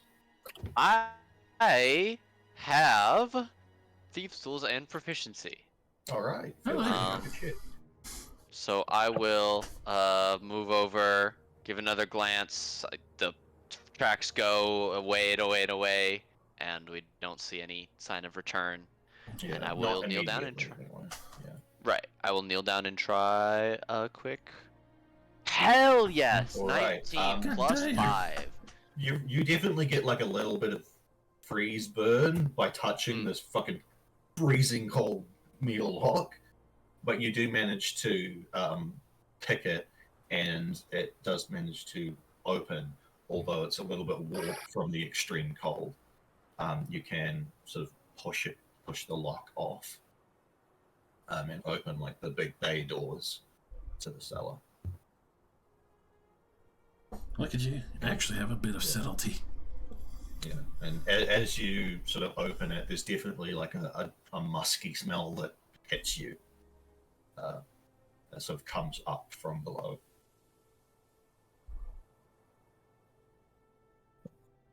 Can I make anything to identify it? Hopefully a perception. Sure, you can make perception advantage just to try and recall if you've smelled this before, I guess. We're getting progressively worse. Still a 16. It's a little different. definitely smells like an animal's been living down here. A significantly sized one. Like a bear? Bit smaller than a bear, probably. And Okay. it smells a Like little a bit werewolf? more dog-like. Like a werewolf? Maybe. It's definitely a possibility. Oh, Jesus. And sort of, I presume you guys have walked down into it, the cellar. No, I Shag's gonna don't- sneak in if he can. All right. Yes, Sneak sneaky I... He will have disadvantage though because he's wearing chainmail. You know And also, if how anything this is in there gonna is go. conscious, the loud blowing of wind, the clanking of the doors definitely alerted it that something is happening. You know we go down there and she shows up while we're in there and it's a whole thing. Oh, good. You can make another pass at her.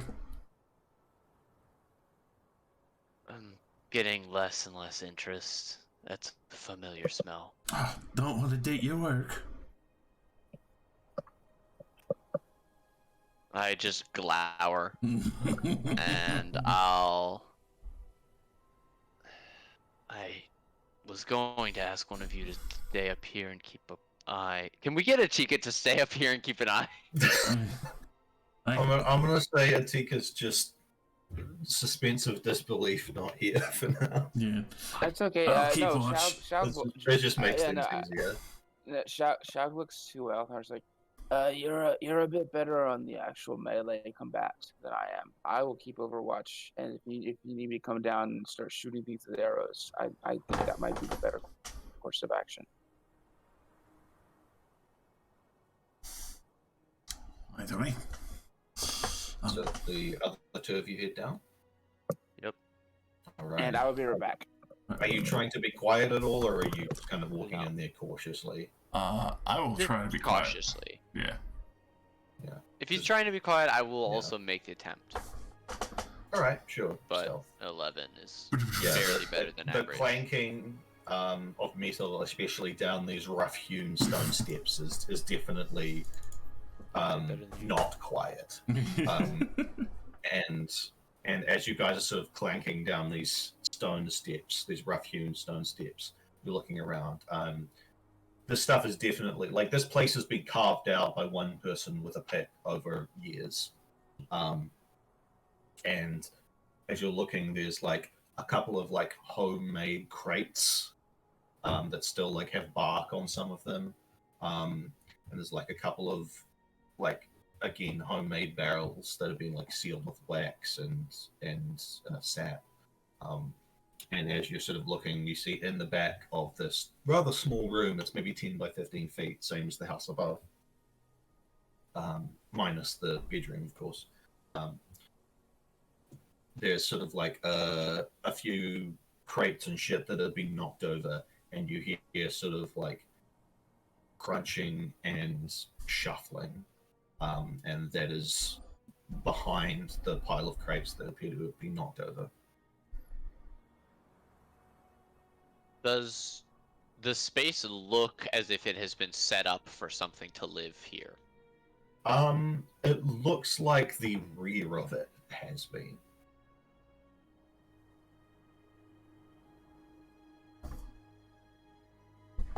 I am going to hold up a hand to stop Maltharn right in the door. Yeah. And I'm going- and on as you're sort of looking around, I will say, you do notice the scent of wolfsbane. You just sort of you follow your nose, immediately turn to what would be your left. Yeah, your left.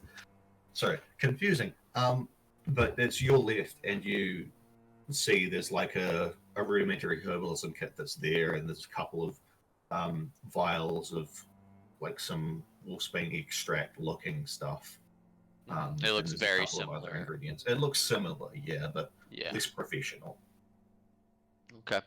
Less I'm refined. going to take my bag and set it down by the doorway. Unlimber my shield, but I'm gonna leave my other hand free, Mhm.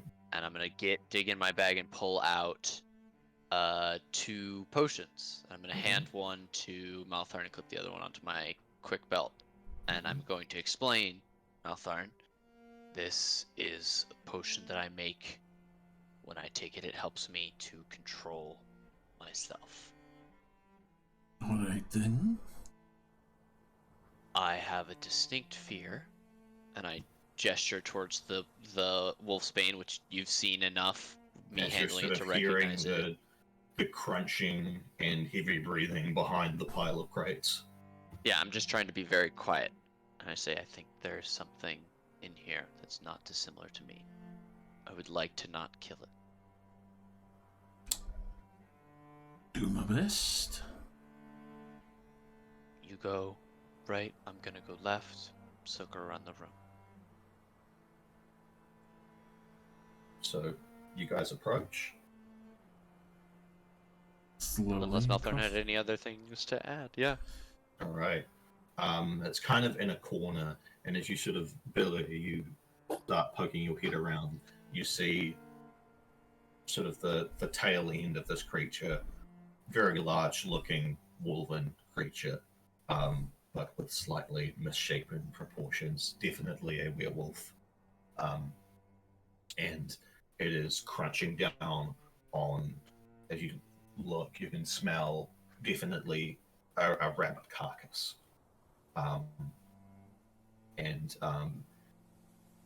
Real quick, why don't you just make me a perception check to see what you can notice before anything happens?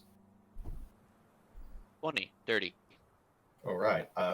You notice the bone from the steak that you had given the woman is actually down here and has chew marks on it, but the meat from it is gone. Okay. And as you look around, there appear to be sort of bundles of wolfsbane just sort of laid about in a circle, as well as what looked like personal effects, like a child's toy, like a small picture frame with a picture in it that's been kind of smashed and broken a bit, but still slightly visible. Just a few odd objects that look like they were personal effects of someone. Okay. I would actually like to begin backing up All right. as quietly and carefully as I can. Because this is a situation that I feel deserves a conversation. All right. You can absolutely try that. Make a stealth check. Great. Love doing stealth checks. You remembered that I... Yes! Oh, I'm so... All right. As you're sort of stealthful. very gently clanking, you manage to time it with the crunches of this werewolf chewing on a bone. Very familiar. And you manage to step back far enough that you can creep your way back up.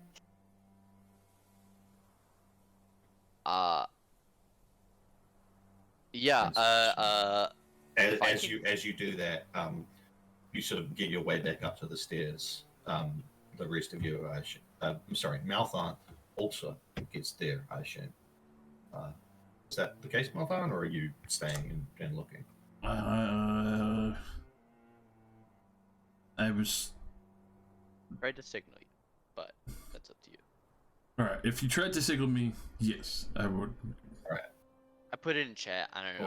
Why don't I Sam get a was stealth talking. from Malthon also? Alright. Yeah. No, Yeah. please do good. I trip, I get bit on the ass cheek, and transform immediately.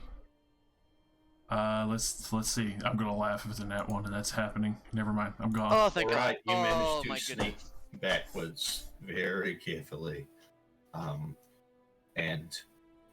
As you guys are sort of reaching the top of the stairs, able to exit, Xiao, you see off in the distance, it looks like the Northern Woman is coming back with like a sleigh or sleep that she's pulling behind her. Cool. And you guys hear the clanking of chains and the Oh, I'm sniffing. already shutting the door. I am shutting the Yeah, door. the sniffing stop for a moment, and you hear the clacking sort of slowly moving towards the door, but you close it. Do you want to try and close the lock on it again? If I could, I would hope with my roll I didn't break it, so I would just like it's to like a try and pet. pick it up. You could Okay. try and close it, but because of the cold, it's a little bit warped. So why don't you just make me a strength check, just to Oh, baby. Straight strength, or can I use athletics? straight strength. This is just a straight force thing. Yeah, easily enough. You managed to jam the lock closed. Excellent. So what was in the basement? I missed. Werewolf. Mm. Looked like a brother, or at least someone she knew. And at this point, she's probably maybe 50 feet. And as she sees you guys at the entrance to the cellar, she drops the sled and is like stomping towards you guys, looking very unhappy. I hold up. I show that my hands are empty, and I would like to start walking towards her. All right. This is not going to go well. Yeah, she is stomping towards you guys and begins shouting all sorts of expletives in Dwarvish. Yeah. Sounds like I don't speak Dwarvish, but she sounds very angry. Yeah. Oh, you've probably fucking blushed at half the things she's saying right now. Yeah. As and she's sort of rushes up, and I assume, Billy, are you the first person? yes, I towards her? was Yeah. walking towards her. Yeah.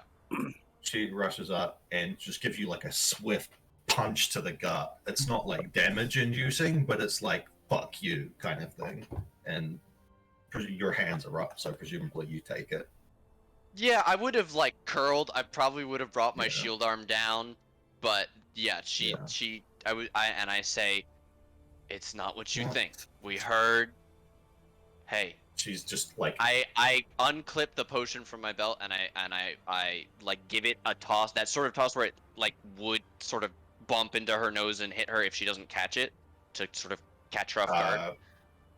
it just sort of stops like an inch before her face and hovers down in front of her. Oh. Smell it. It's the same thing that you make, but a little bit more advanced. I'm listening. She's I'm like not. gritting her teeth very hard. I'm not as stupid as I look, and you're good at hiding things, but I have a good nose and good ears. I have no condemnation. You look like you're trying to do as best as you can. I'm not going to ask you who they are. That's your business. We're not here to do any of that. I don't want to be in your hair. We didn't try and free them. We didn't try and fight them. Am I lying? Anyone about Never. this, I will find you. I will hold out a hand, and I will say I am prepared to swear a blood oath. Takes your hand.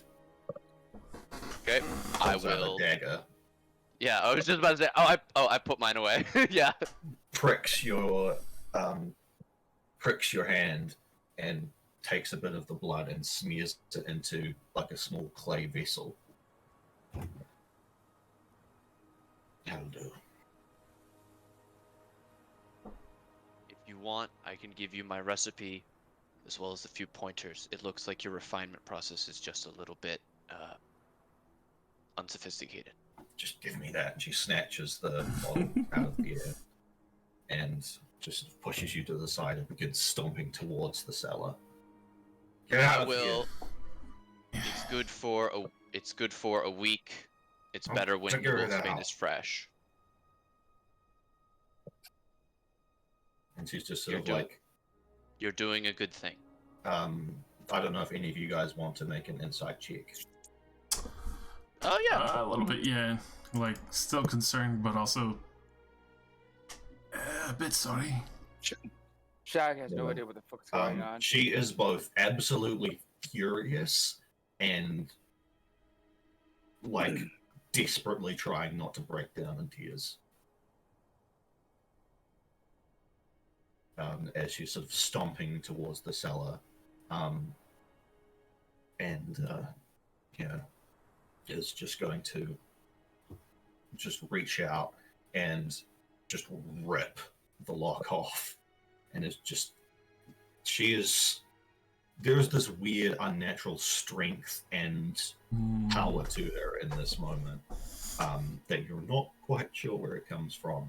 And she just rips the lock off with a single hand, and you hear the creaking of metal as she pulls the door open, and in her hand, it kind of the handle kind of just its shape is bent a little bit as she heads down there, and it falls behind her. Billy, jot it down quickly. Well, as I tear out a piece of paper, I'll throw it in the front door, where she'll see it. The recipe. Yeah, I'll write down not only Wolfsbane elixir but also Wolfsbane concentrate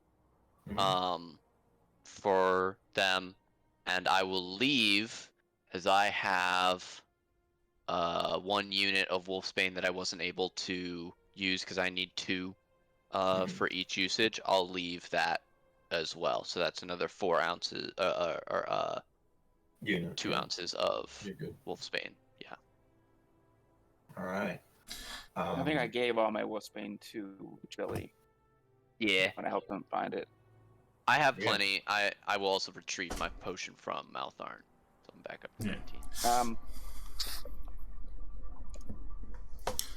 I'll proceed to go and chuck that. Well, not chuck it, but leave it on the table as quick as possible, and then make like a tree and fucking split. Yeah. Shout. I don't think that's what they say. Why don't you make like a tree and go away? But no, Shao looks to everybody, and he didn't really understand what's going on. Because he was doing Overwatch on just the top, and then everyone just rushed out and slammed doors and locked things. So he's. I will say Malthon. Sorry to interrupt. You say your thing.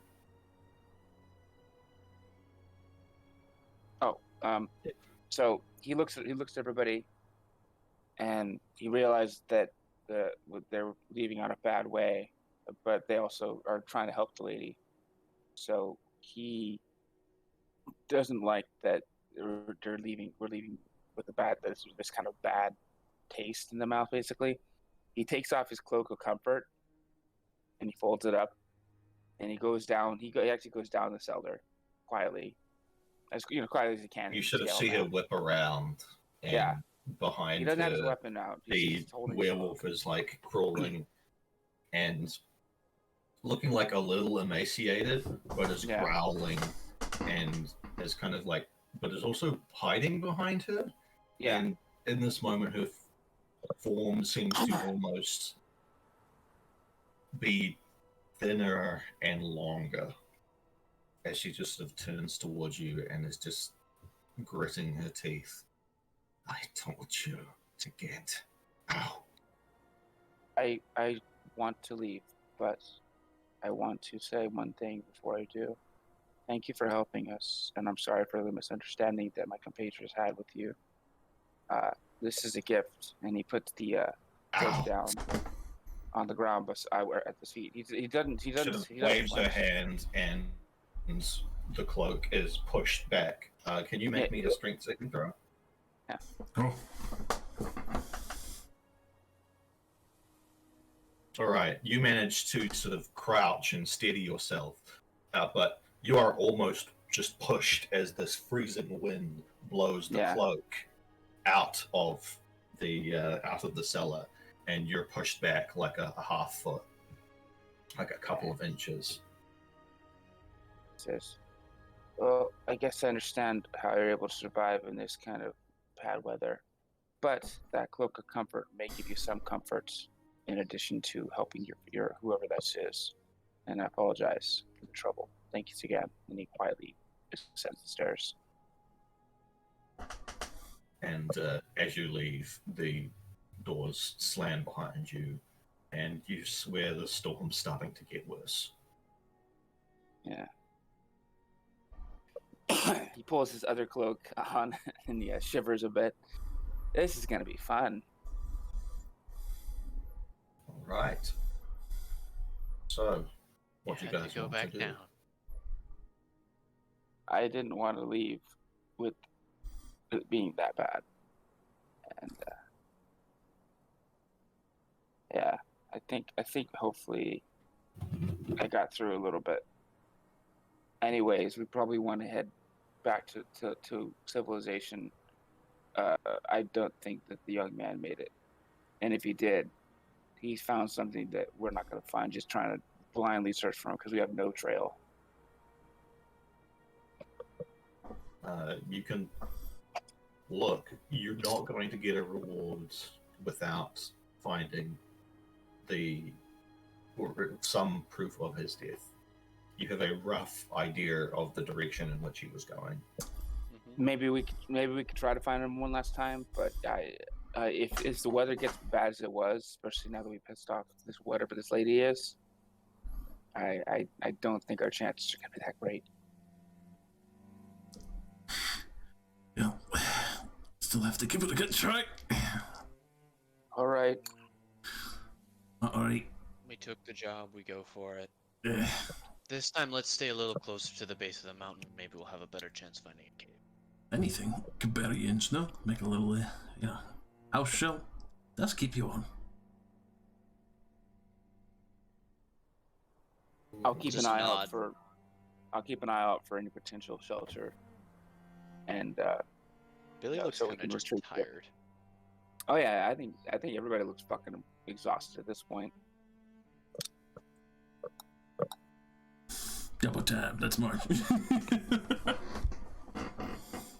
Alrighty. So let's grab a survival check to try and do whoever's leading to do your best to find this fella. Oh man, so close to a 20, like a natural 20.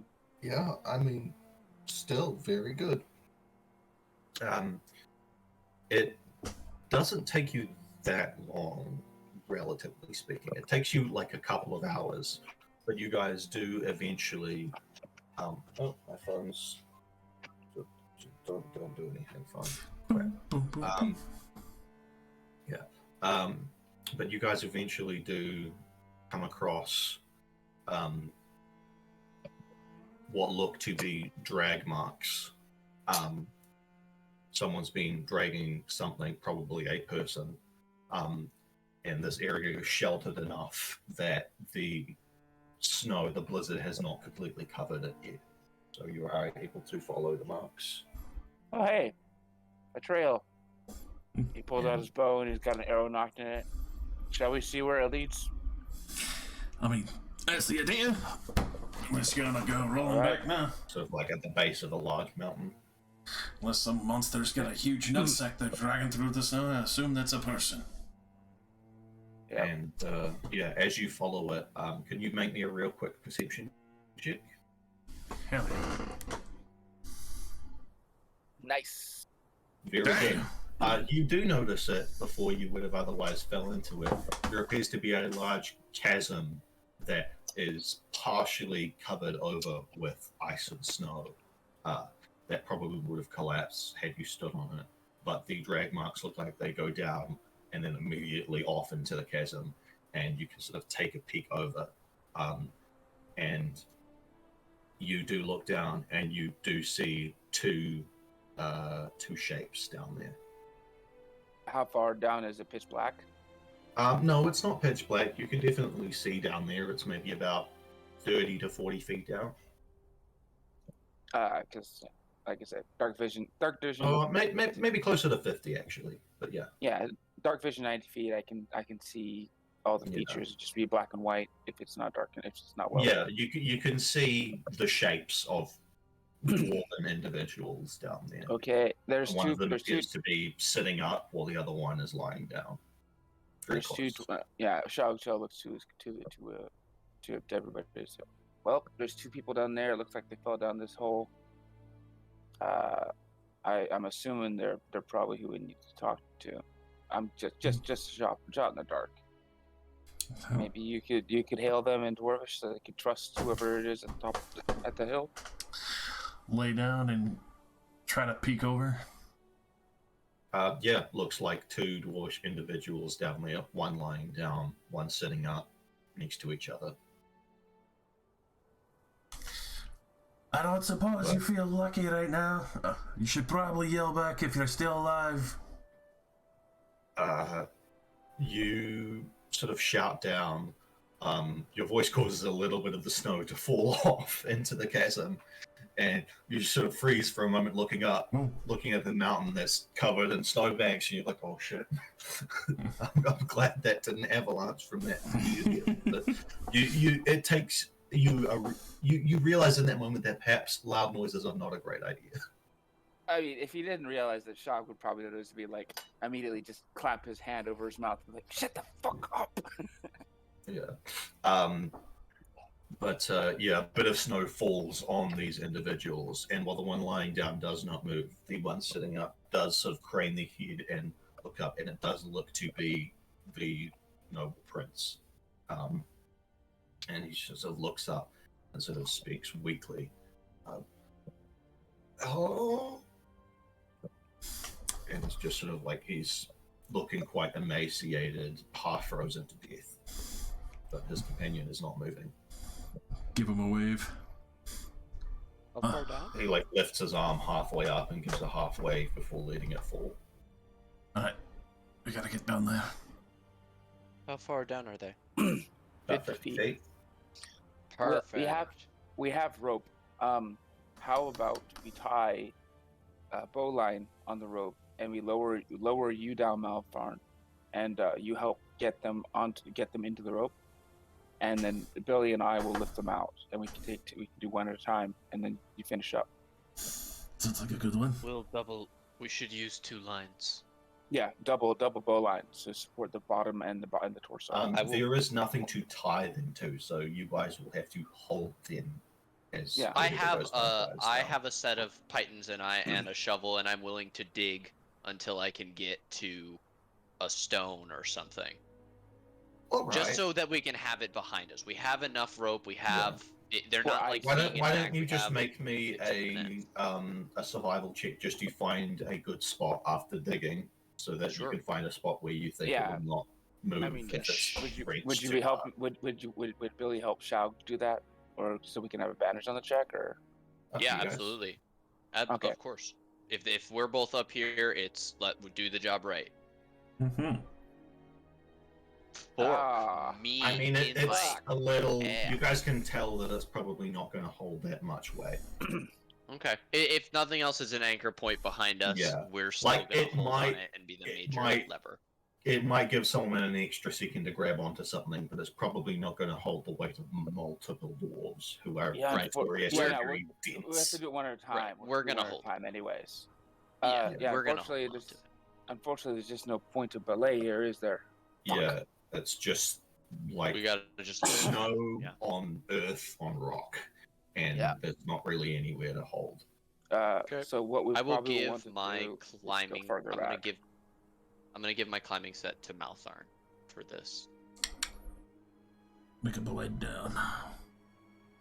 Yeah, just if it, give you all the tools that will be useful to you. Don't bring the body up.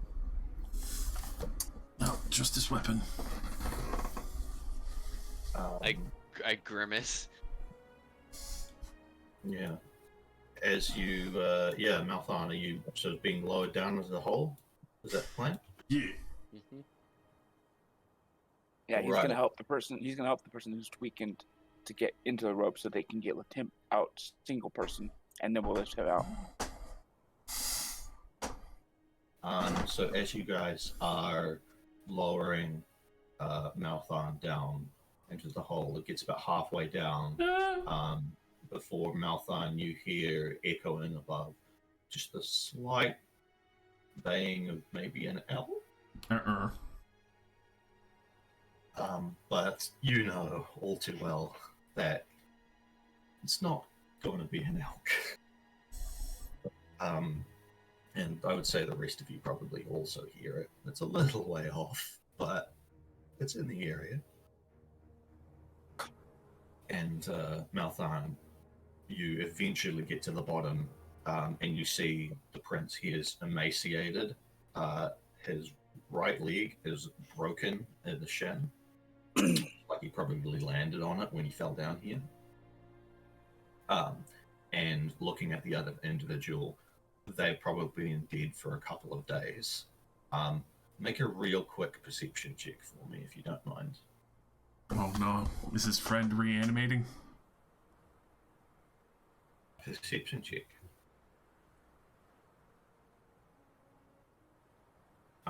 No, however, you do notice that there appear to be chunks of flesh carved from the corpse, and they are not anywhere to be seen. Oh no. Boy, why'd you go do that? And the corpse, let me just double check my notes, but I believe...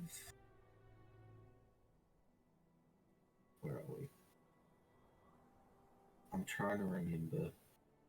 I need to find a thing. 1 second.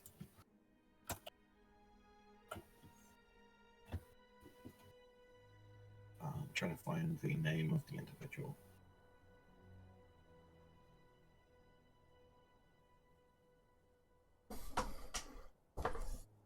It appears to be... Where did I put it? Here somewhere.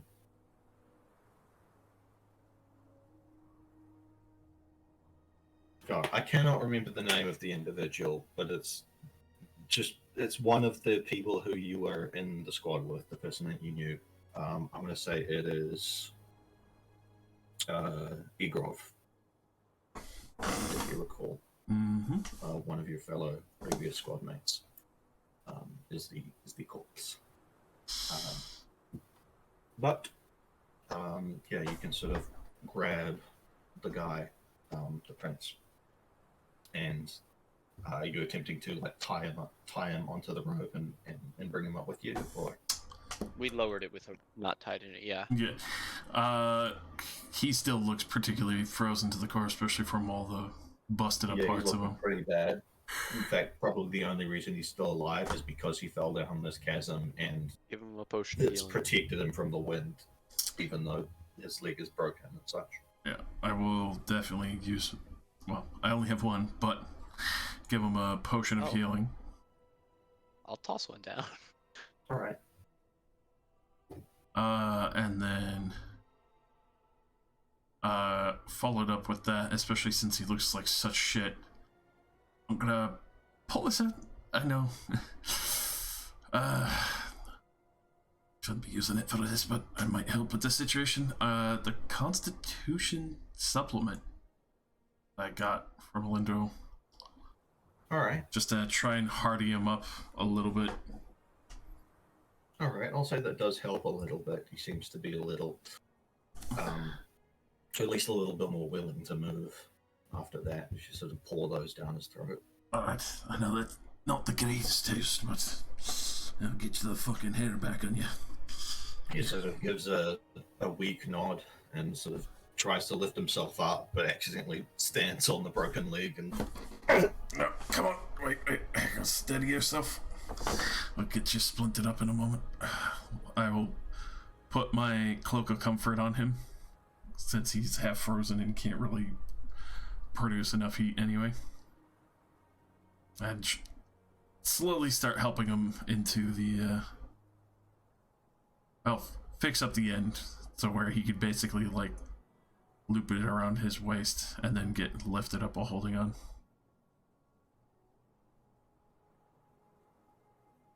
Make sure he's not gonna just fucking... At the top, I am going to need strength checks, or athletics checks, I suppose, from both Billy and Shard. Okay.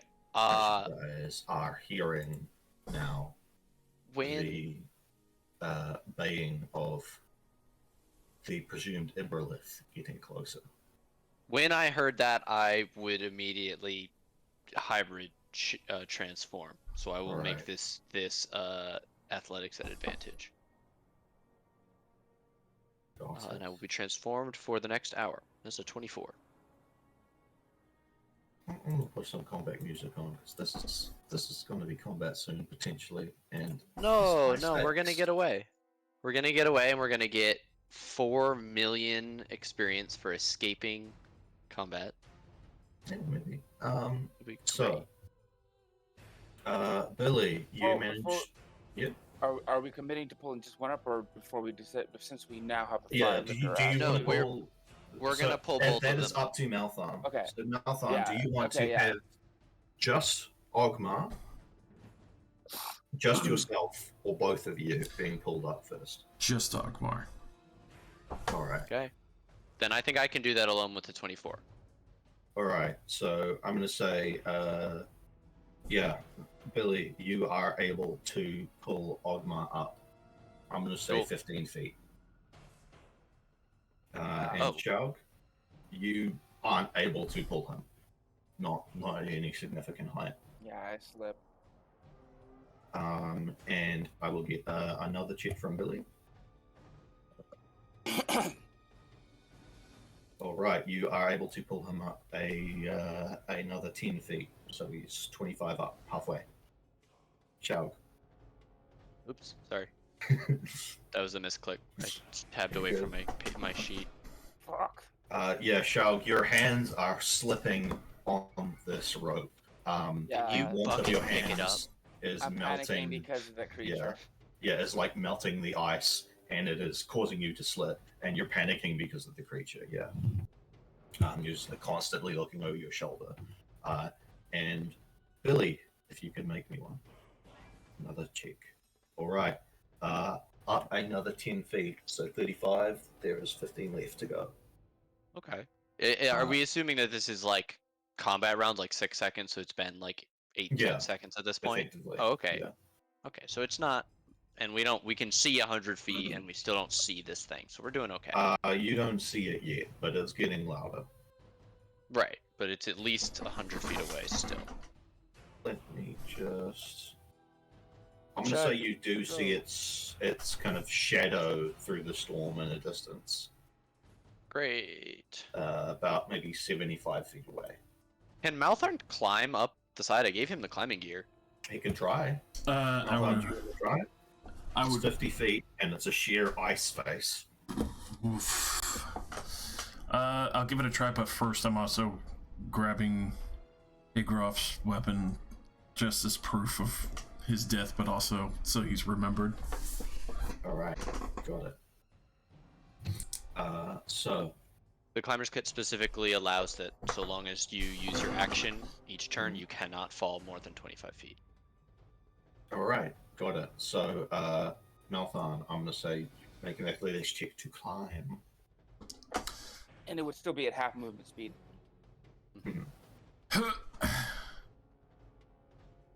All right. I'm gonna say you do manage to get enough. That is enough with the climbing kit. As you're sort of jamming in pythons and climbing your way up, you do get. I guess it would be 10 feet because you're a dwarf. Yeah, spiky shoes. Okay, so another check for me to pull up the other dwarf. Yes, you get one more. I'm gonna say Malthon, you can roll another 2 checks because it's Finally. effectively 3 rounds. Is it Yeah, enough? I don't know. You pull him Yay! up another 10 feet, so he's 5 feet from the edge. He's kind of like at the edge. You can see his hands on the Yeah. like just Can coming. reach down and grab him by like the front of his shirt. I mean, on your next turn, yeah, but as that happens, so Malthon, I'm going to say you move with that natural 20. You can move your full movement, so that is 25. yeah. I'm 25. going to say 25, 10. You're also 5 feet. You managed to sort of clamber up, just motivated by the both fear and just the urgency, let's say, of the situation. Urgency plus homeland. I'm ready to go. Yeah, and you are very very ready to head to places warmer and more hospitable, hopefully. I forgot I had road trick. Too late. Oh my god! Oh my god! The panic set in. And yeah, Malthon and Ogmar are now at the edge of this thing. They will be able to get up with their next movement. But Ogmar, as you might expect, is going to have far less movement than he otherwise would have with his broken leg. And things are going to be made difficult by the encroaching Eberlith. So let me just pop that fella down on this map. And you guys can roll me initiative, please.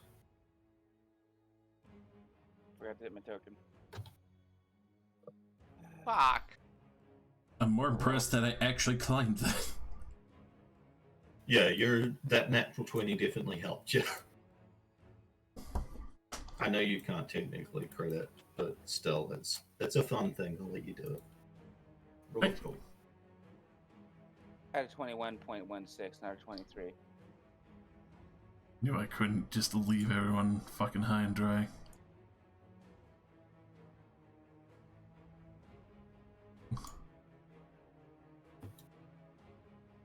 Alrighty. Gets hired by the Dwarven Prince is like, man, I should have hired this fucking ranger. Yeah. Brought friends who could get me out of the hole and climb the wall by himself. Mm-hmm. I'm waiting for my reward. Alright. This motherfucker better use his action to pull his ass out. Shaug goes first. I know, yeah. But this motherfucker better get out of the hole before the Iberlist shows up, or I'm gonna be upset. No, Shaug actually goes over to the, is holding the rope, and he's like scrambling over to the edge to pull the guy out. Or help Alright. him out. Are you guys on the map? Yeah, Yeah. our tokens are here. Do you want to move yourself then? Yeah, so he moves to the edge, and he. Cool.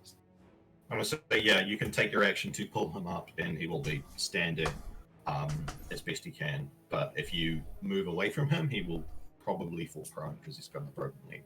Testing 1, 2, 3. Okay, my headset went. Yeah. So I'll just yeah, move you to the side and move him up there. yeah. Shaug Chell slides to the edge of the thing. He's spreading his weight across the surface to get as much surface area as he can, so he doesn't break through the ice again. And he's reaching down to help the dwarf up. So giving the help action to climb. Oh no, you can use your action to pull him up out of the hole. I'm gonna say. Okay, yeah, that's what he and does. pull him standing up. Yeah, that's what he does. So you can pull him there, let's say, and he's standing, but you are helping him stand. So it looks like he is going to either need a crutch of some sort, or he is going to need one of you guys to be standing next to him with a free hand. Otherwise, he will fall over. Could I use Cure Wounds to help him with his leg? You'd have to you've used your action to pull him up. Yeah, not in this turn. Next. Yeah, potentially if you were to make a medicine check to set it as part of that, sure, you could try. Okay. That's what my goal is, to get him mobile. All right. Cool. Then it is his turn. He is going to basically spend his turn panicking. Who are you? What's happening? What's happening? Xiao looks at him. It's like, we need to move. You stay right next to me. I'm gonna set your leg and get it so you can run. Okay? He sort of nods and sort of moves around and just sort of presents his leg and is effectively taking the help action for your medicine check. How do you fucking think we're gonna run from this thing? Billy is pulling, and turning and baring teeth and claws at this motherfucking thing. Yeah. And as this thing moves, I'm gonna say, yeah, everyone, except for Malthon, because Malthon, your head is below the edge of the snow drift there. Everyone who is not averting their eyes needs to make a wisdom saving throw. Oh no, Shaug is aware, and he's already closing his eyes. Don't look at him, Arian. Don't look. And he also yells at the guy, "Don't look at the thing. Don't look at it. Look at my face." Get down. Just make a real quick persuasion check. It's not super high DC. I just want to know. Okay, yeah, that's enough. He's just gives a nod and is not looking in that direction. Where are we? So the Eberlith sort of charges and is sort of charging up to you guys and is just kind of nudging at you. It is not attacking. It is just nudging at you guys. Yeah. Is anyone doing anything as it approaches? I've done everything I can do. Keeping my eyes away from it. All right, got it. That brings us to your turn then, Nathan. Steadying on the ridge, get my ass fully up there. Yeah, absolutely. That will be half your movement, let's say. I'll say you still have 15 left, rather than 10. Do another couple to get away from the ledge. And it's gonna be tough, but especially from where I remember Billy and Shell. Hope this won't hit them, as I'm gonna try and listen for its big feety crunches in the snow and shoot at it. All right, attack disadvantage. Oof. That does not hit. You fire off. Not enough to hit your friends, but it just kind of flies off in a different direction. Just off to the side, wide. Not that you can see it, Yeah. but you don't hear the impact. That's your turn. Yep, alright, I'm up. Billy. Are we doing this thing or are we running? Because that was a bow. I heard it. I glare over at Malthorn because I'm keeping my eyes open, but I've just got like my head, ear cocked back around facing it. Is it doing anything besides getting close to us? It's gonna grab us and try and make us look at it. Don't think we have a choice. Shit. I guess we're fighting. Fuck. At that, I will grin teeth and I will wait for another chance. I'm gonna run, and as I run, my arm burst with blood, and I did actually. Sam, I sent you a present. As lightning starts to shoot out of not only her jaw but her hands, as she's already transformed and runs around, is going to try and tear at this thing's hindquarters with claws and teeth.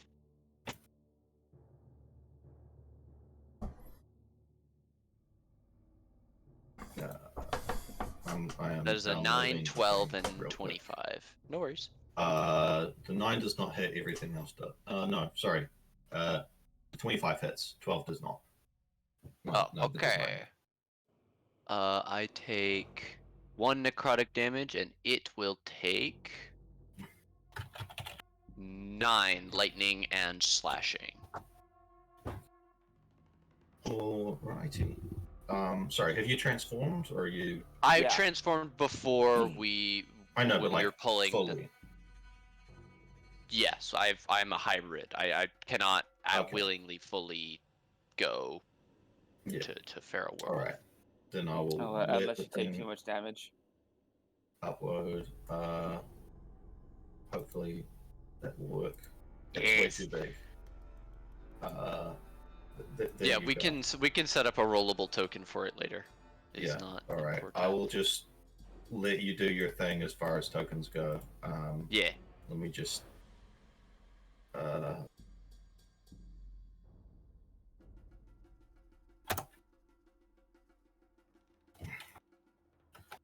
are we? HP. I see. I'm just gonna put Billy over here. Yeah, you should have access to that. I do. Grazie. I love you. Alright. So, what is Billy doing? Sorry. I attacked it. I bit at it Oh. and missed. I clawed at it once and clawed at it again and missed Right. a third time. Ogmar is panicking a lot. But yeah. Lightning wolf. So the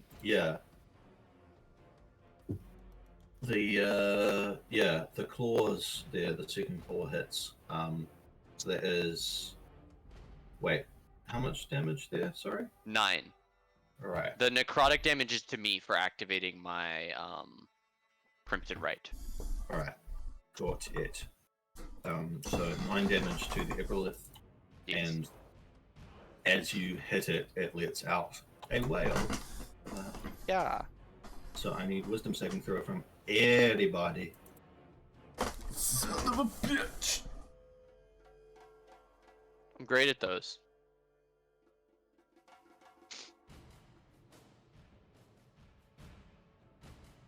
All right.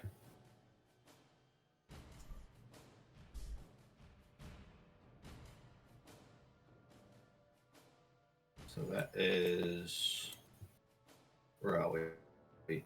Fail, success. Fail from Ogmar, success from Meltdown. So that is.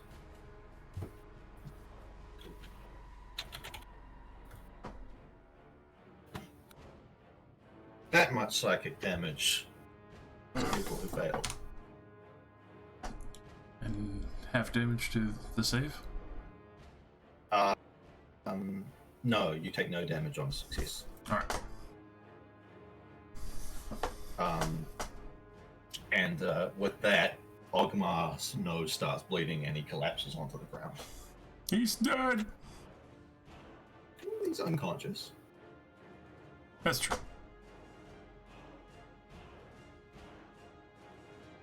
I don't think we can save this guy. Just focus on the thing! If you want to try. All right. That is Billy's turn, I believe. Yes. Cool, Shauk. Do you want to do your cure wounds thing and try and set his leg? The cure wounds would also bring him back up. That's true. Yeah, sure, let's do that. Alrighty. So he's going to. Well, first he's going to sit the leg. Mm-hmm. So just medicine Medicine check. check. You no longer have advantage because he can't help you because he's unconscious. But you can make a medicine check. Nope. Okay. You can heal him, but he's not going to be able to walk effectively. Nice. So you can still heal him. It's part of the same action. If you want to cure wounds him. He's gonna hold on, trying to heal. He's gonna try to fix the leg still, so he can run with it. All right. I'm going to say you can have an additional chance to do that if you don't heal him. Yeah. Is there anything else I can do?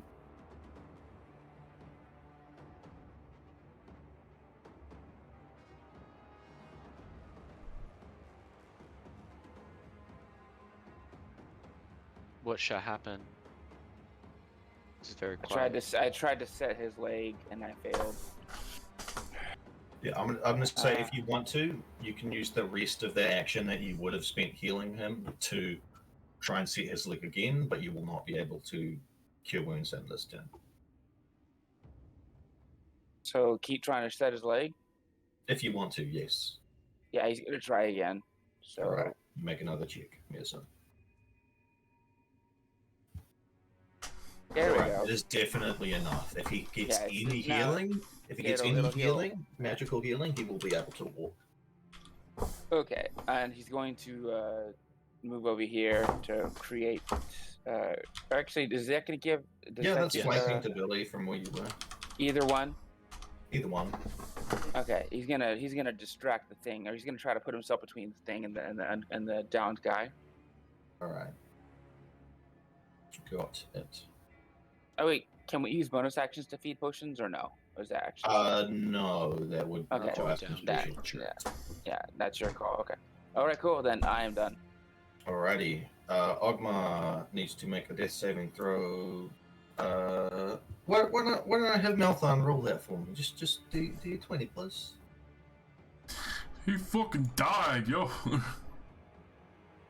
I hope so. Bam! I hope this was all. He for wakes nothing. up. Hey, he's he gets up. 1 hit He's point. conscious. He like wakes up after you set his leg. And Shout Hyperventilating. hand on his leg and says, Crawl away. "Don't move. Don't move yet." Or no, I guess crawl, quiet, crawl, and Cover don't your throw us attention. ears. Yeah, he's going to take his action to disengage, half his movement to stand up, and the other half to fucking move. As he's moving away. Well, Cover your ears! He does that. Blocks his ears. and I guess could Shaug also do that as part of his thing because he knows better now? Yeah, you can deafen yourself. Yeah, he's deafening and blinding himself. He's covering he's using both of his hands. So if you want to be covering your ears, you need to be using both of your hands and not having anything in them. Or Yeah. you can like get some cloth or something and stuff them in it on your turn. Yeah, right now he's just covering his hands, so he doesn't have because he doesn't have a weapon. He was busy trying to get him out of the hole, so his weapon's still slung. It is the Ebrolith's turn. It is going to take a whack with its antlers at you, Billy, as the antlers so. move, and each individual part of it moves like its own joint, like it's a bone in a limb, rather than a large, sturdy antler that takes a single shape and moves down to whack against you. That You is... can whack my nuts. I'm so fresh you can wipe my nuts.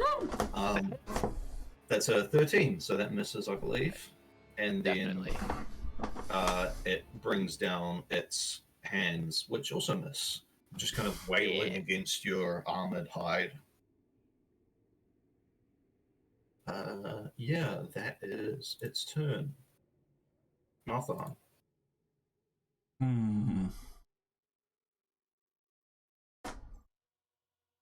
Would it be an action to stuff my ears full of the cotton swab I still have? I'm gonna say you can do it as a bonus action, Then I will do exactly that. because you've got them and you've done that before, I believe. Yeah, You we have probably- leftovers you- from the harvest. I'm gonna say Malthon. You would have had them ready because that's a Malthon thing to do. Yeah. He's had them since the fucking harpies. Yeah, Yeah. they're on quick little ties Yeah, around so his you neck. voluntarily deafen yourself. I keep them in my bandolier.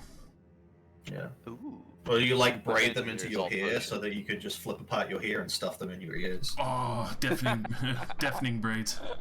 Yeah. Braids a deafening +1. And then I'll take my disadvantage shot at these things. Mm-hmm. Oh boy. Then we're gonna Yeah, you fire off and miss again. shuffle back a little bit. Keep our distance. All right. So let me double check. I think I might have 2 attacks. Yes, I have 2 attacks. Oh yes, Malthon. Yeah, we're level 5 now, man. You got double attack. There. Yeah, that definitely hits. You fire off, and it, not that you would see it, but lodges into the furry neck. Oh yeah. I knew I took Colossus Slayer for a reason. Yeah. You don't hear the wail, but you feel it, like the waves of a helicopter, like the waves of a helicopter nearby, just like the just through your body. Creeping over my fucking arms. Goosebumps. All right. That is. That's all damage there. What's that? Colossus Slayer. Got it. Yes. Yes. So 14. And that is Billy. It is a bonus action to pull a potion from my quick access belt that I bought. Yes. Yes. And use it Excellent. yourself. I pull out my bottle of injury poison. Can I just crush it so that it coats my claws? Honestly, Because yeah. that's a Yeah, fantastic image absolutely. in my head. That's Hell metal yeah. as fuck. Badass. Let me offer you an alternative, however, if you don't mind. You can do what you want, Please. but I'm imagining that you chuck it up in the air, slice through it with your claws, and in the same motion slice into the airplane. I would love that. I think that's too complicated for Wolf Billy. Okay, fair But enough. if it was an anime, that's absolutely Yeah. what she would do because she's a little Yeah. bit of a dunderhead. This Yeah. is just I pull it off. I probably Yeah. make a face wanting to like You look crush at. the glass, and thankfully your woven hands are furry enough that they don't cut. The glass doesn't cut into you and do the poison to you. Yes, and Um, I am going to attack it 3 times or 2 times because that was my bonus action to do that. Claws. Alrighty. 22 Yes. and a 20. Both Oh, hit. you have advantage because I'm flanking with you. It's Well, it's disadvantage at because she's normal not because I'm looking, not but looking. an Oh yeah, advantage yeah, because blinded. flanking, Yeah, so it's blinded. half. Yeah. No. Cancels. So, 11. I believe that it only applies to the first attack, right? Yeah, Okay, so But that is. don't worry about rolling it because this thing is undead, emaciated, has no blood, and is immune to poison damage. Well, that was good to find out. I'm glad I used the 1d6 poison to find that out. Sorry. Is okay. That is going to be. I'm gonna re-roll. Give me 1 second. I get to, because of savage attack, I get to re-roll dice. I will give you the new total. Okay, so on that first attack, instead of 9, it's going to be 11, and then the second attack is 12, so that's gonna be 23 total. Alrighty, 23. Very nice. As you're sort of whacking into this thing with your claws, carving into its forelimbs, the lightning climbs up it, sending showers of mummified flesh and ash to the sides in like little lightning patterns along its body where you can now see its bone. Cool, that your turn. Fuck this thing. That's me. I use my action and my bonus, and I don't want to move. Cool, Chug.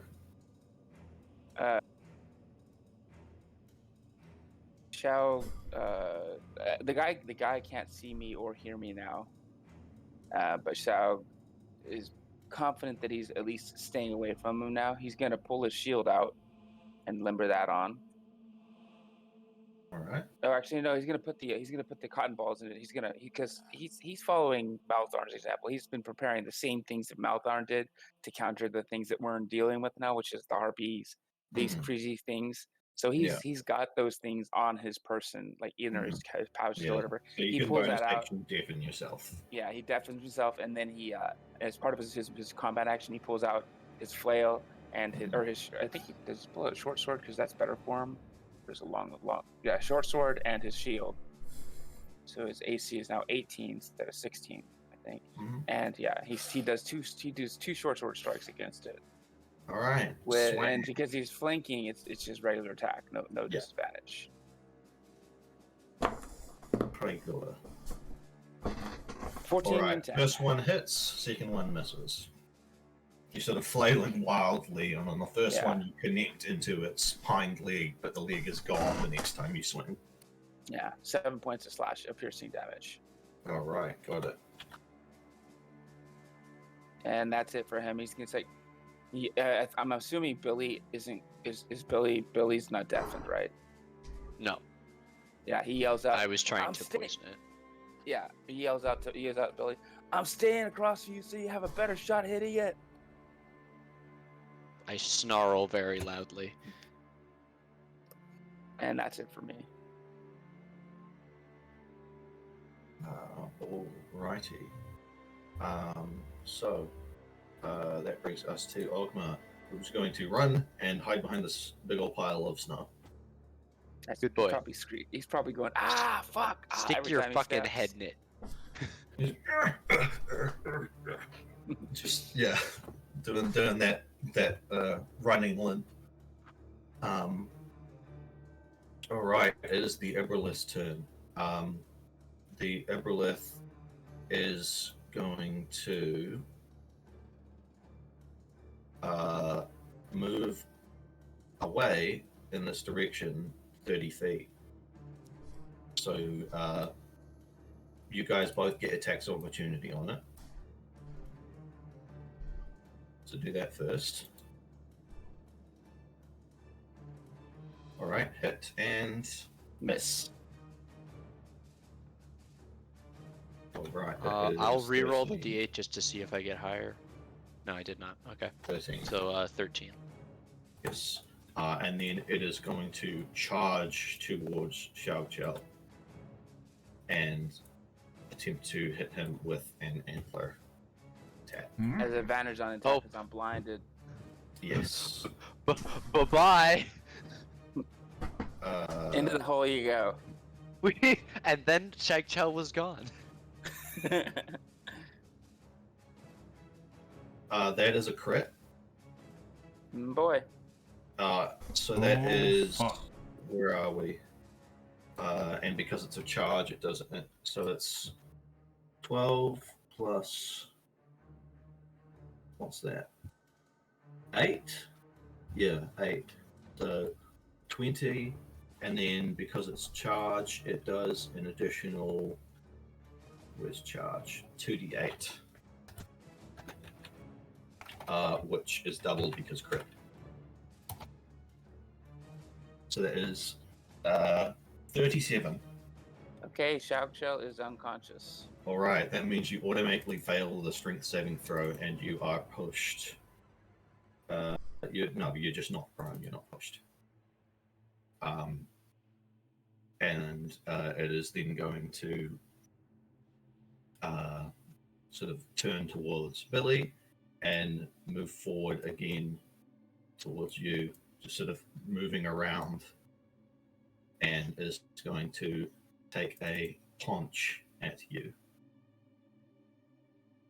24 to hit for a total of 13 and 6, so 19. Big damage. And that is its turn, as its sort of freezing, emaciated, weird giant hand just punches and sort of seems to crack across your armor, but still indents and freezes part of your shoulder. Now fun. Following the same method, left eye open, looking at the fissure. Unfortunately, can't really do anything for Shag right now.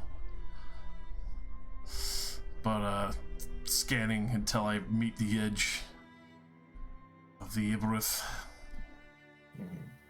and going for that disadvantage. But first, we're gonna Zephyr Strike to give us a normal shot for the first one. All right. Go ahead. My apologies. You're good. You took 19 damage. Damn. He did a big punch, and he got a 24 to hit, which hits you. So. Oh. So that is 10. Good stuff. It just sort of rips through the largely emaciated innards, the mummified innards, and just sort of sprays mummified flesh and ash out the other side. Keep following that up as I probably hear the wail again. Yes, because it's Venus' turn. But you don't hear it, you just feel it. Billy, however, does. So, Billy, I need a wisdom saving throw. I'm That's a good. success. As it sort of wails, you feel your brain kind of almost jellify for a moment, but you manage to shake it off. Shake it off. Shake it off. Ooh, ooh. Yeah. All right. Malthon, your second attack was a hit. Alrighty, and then another 6 as I'm trying to pepper it as much as I can. Yeah, you're sort of just ripping holes through this thing. That brings us to Billy. Excellent. It's my turn. I would like to savagely attack this thing. I'm at disadvantage now. I will start Alright. my turn, the bonus action to shift. So I will Hulk out just a little bit more, get some temp HP and Alrighty. another point of AC. And I'm gonna, I was at 20 at the start of my turn. I needed to roll a wisdom save at the start. That's a 24. I did not mean to roll that at disadvantage. I'm fine. You are I'm good. cogent as I savagely attack this thing. And as a note, if you have been taking your meds, I don't know if I need I to have. remind you, you do No. have advantage on this saving throw because of your meds. Right, yes. Thank you. So that is a crit fail, which will miss, a 23, and a 10. So I believe only the 23 hits. Gnash out to bite, and then the first claw manages to carve through the underside of its neck, but the second one misses. Okay, that's going to be 13 damage total. I realize I can just re-roll all of them and then pick whichever one is higher, so that's what I'm just going to do. Alright. Yeah.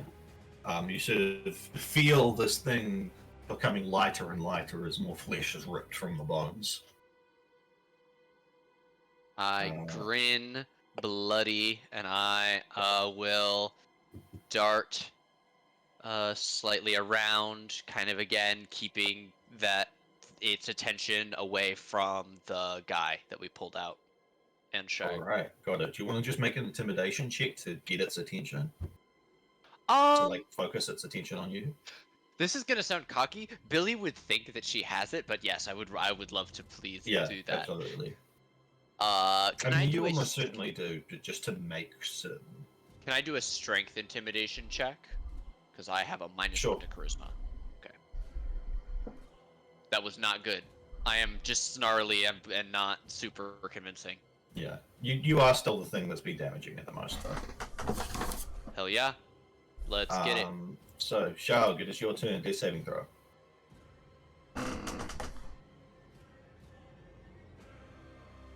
Oof. Oh. Okay, done.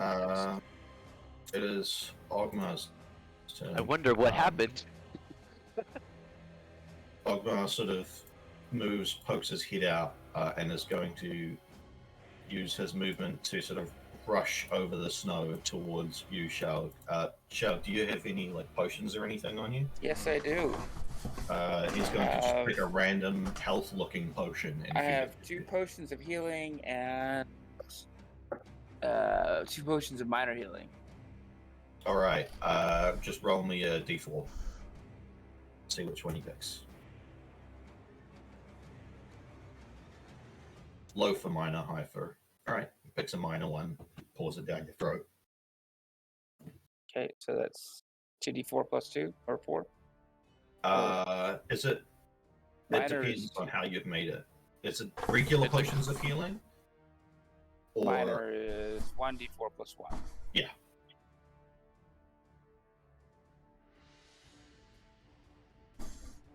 All right. Hey, max hit points from that. Oh. Nice. Yeah.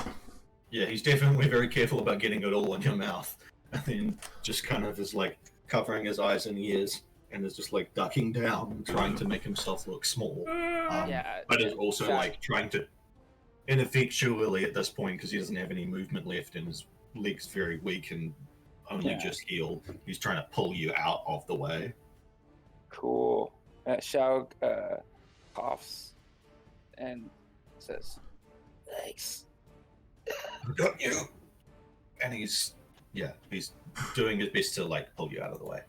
So it is now the Eberle's turn, and I'm going to say, someone roll me a d20. Yep. Malthorn, you do it. Bam. I like it when you guys roll. It's fun. All right. Yeah. Wait, is high roll. is the natural 20 better for us? Yeah, it's attacking you, Billy. Oh, That's Good. the high roll is attacking Excellent. you instead. Good. Yeah. This is what we want. Yeah. Come at me. Alrighty. So it is going to whack with antlers. Advantage because you're not looking at it, but still Yep. miss. Yes. Punch. Crit. Good. That is numbers. 24 total. Whoa.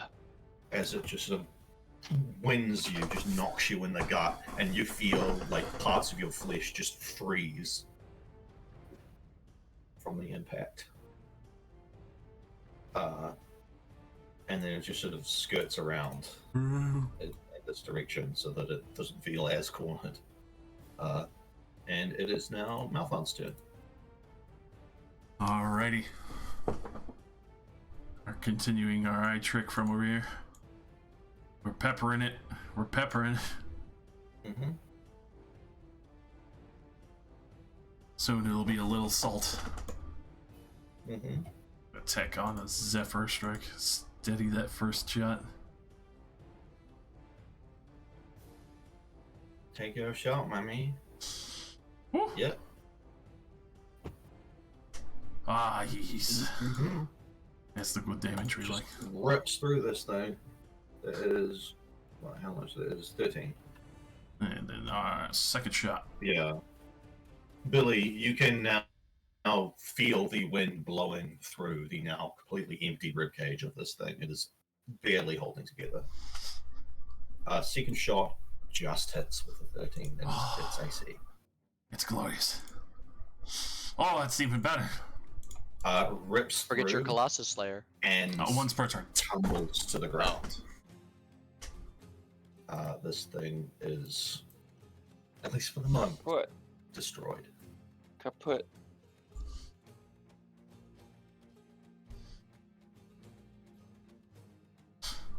Alrighty. So, as combat ends, Billy, how's that go? That good? I am okay. Okay. I go down on a knee. I shake my head.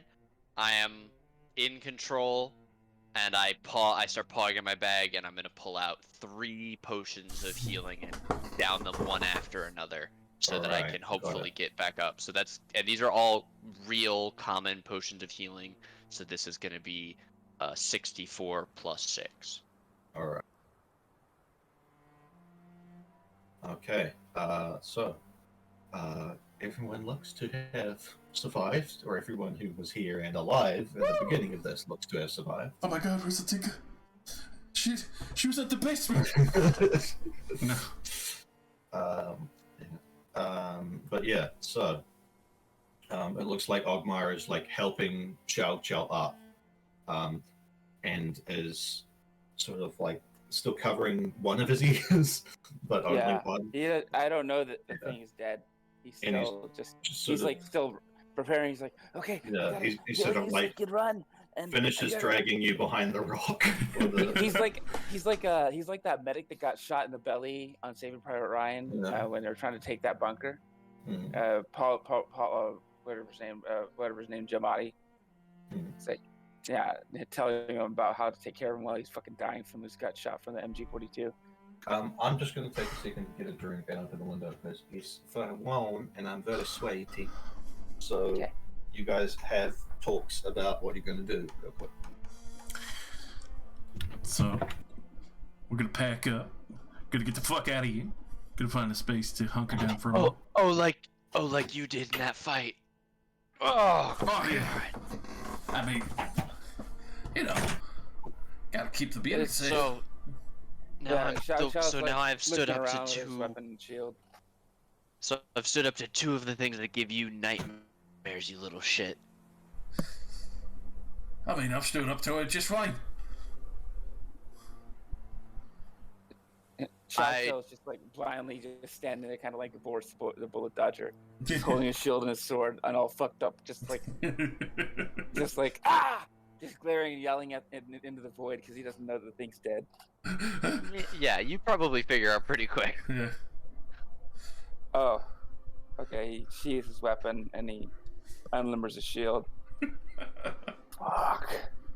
I can't believe that I can rely more on glass bones over there than you, Half-Foot. Also, I've been putting arrows in it. It's my new name now, Glassbones. I'm just pissed. We need to get out of this cold. We need to leave Yeah, as we have quickly this as guy now. possible. And We he need to reaches over take a and route. Alrighty.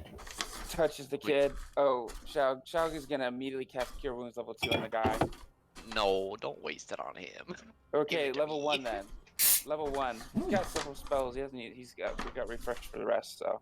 He casted am level 1 Cure still Wounds below on the half. guy. He casts 1 level 1 Cure Wounds on the guy. Ready? Oh, So 11 hit points to our Right. escort. so he has 12 now. Okay. Is he looking pretty good now, relatively I mean, he's looking better than you, but not by a whole lot. speaking? He also gives him the Like- other minor healing potion. Percentage-wise of his max health, probably similar to Billy. Below half. What? Yeah, below half. But not by much. Okay. He also gives him his last minor healing potion, so he gets 3 more healing hit points. And then he goes over to Billy, and he touches Billy. He's like, "Here," and he pumps Cure Wounds level 2 into her. Oh, beauteous. For 16. How's Oh, Billy it's- looking? That's so good. I'm finally above half. He's gonna With do my his temp last HP level. from the shift, I'm He's doing gonna okay. do his last level 2 We need to for take. another 14. You should take that. No, he gives it to you. Okay. Too One late. of You those already points have is it. going to be wasted, but that will put me back to max. Yeah, it's okay. He's got 4. He's got 3 more slots for Cure Wounds, which he cures on. He casts 1 on himself. Oh, Down shit. to He's gonna cast down 1 to more. 2 potions of healing. You're whispering your shit, by the way. Oh yeah, I am. Haha, my bad. So you Um, got you with the healing. I apologize. You got 17 and 14. Ooh. So then I guess the second cure wounds, the level 2, he gives to himself, and I'm Yeah. gonna unwhisper them, and then he gives you a level 1 for 4. So you get anything 18 after anything after the 14, I'm at full. Okay, so you got the 14. Okay, Yeah. so yeah, he gives you 2 level 2s. All right, so you got both the level 2s, and he cast 1 on himself. So that's 9. And he's gonna cast 1 more, so you have 1 last spell slot left. 1, 2, 3. Fuck, I'm just doing shit for these spells today. For the mega level 1s at least.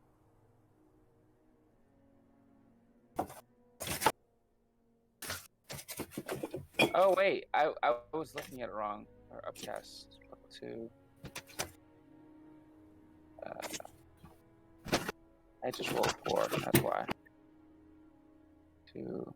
Yeah, that's what happened. I rolled maxes on my level 2 for one of the die, and then almost max for the other dice.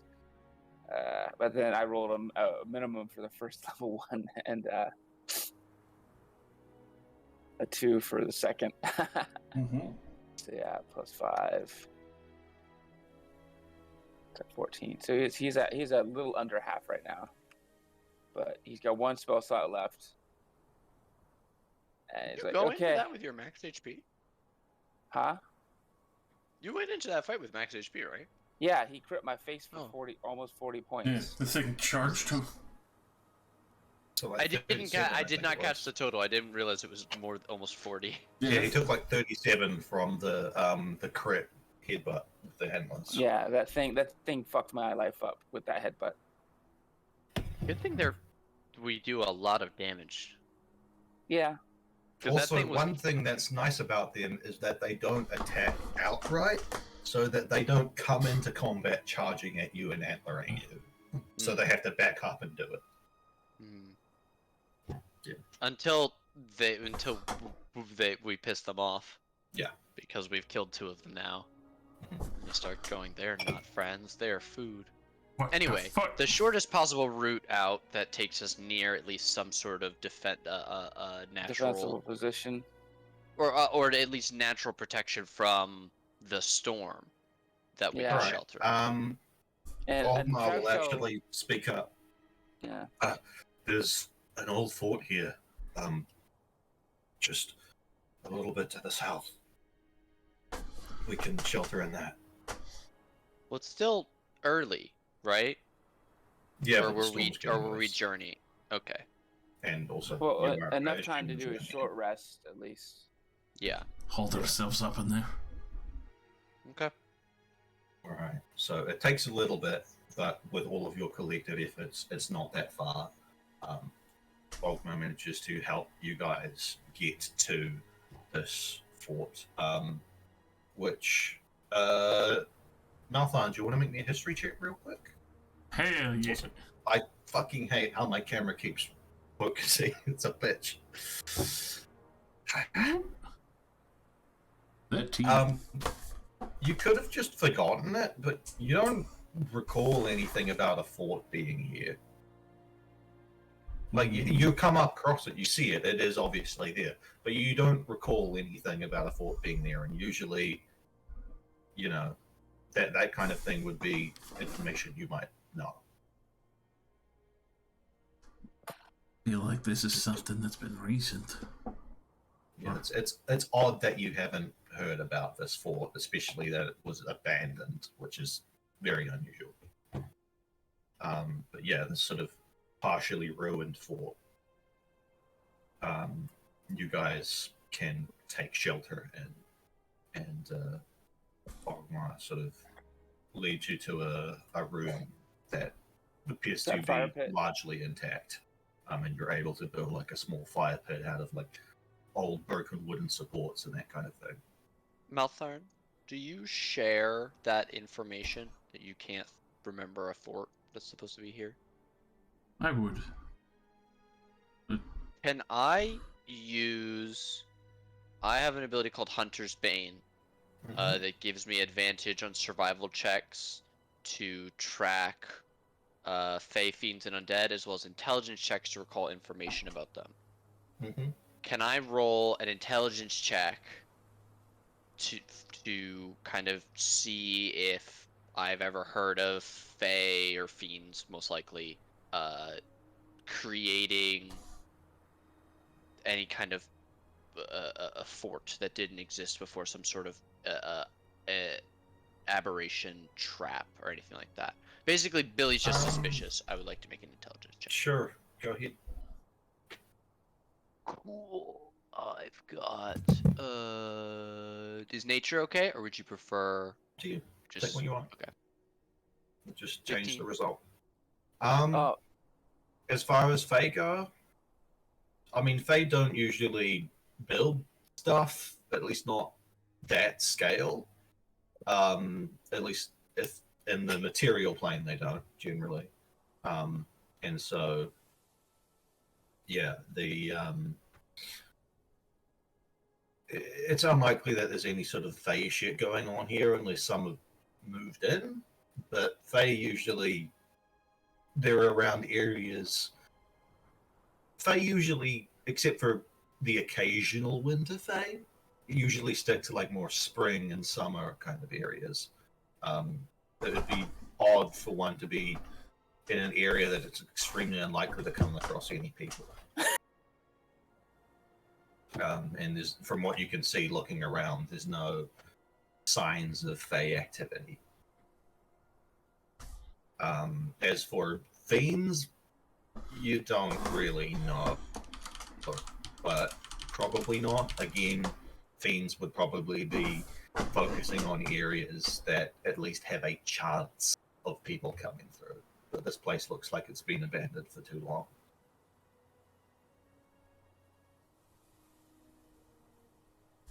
So, unlikely, essentially.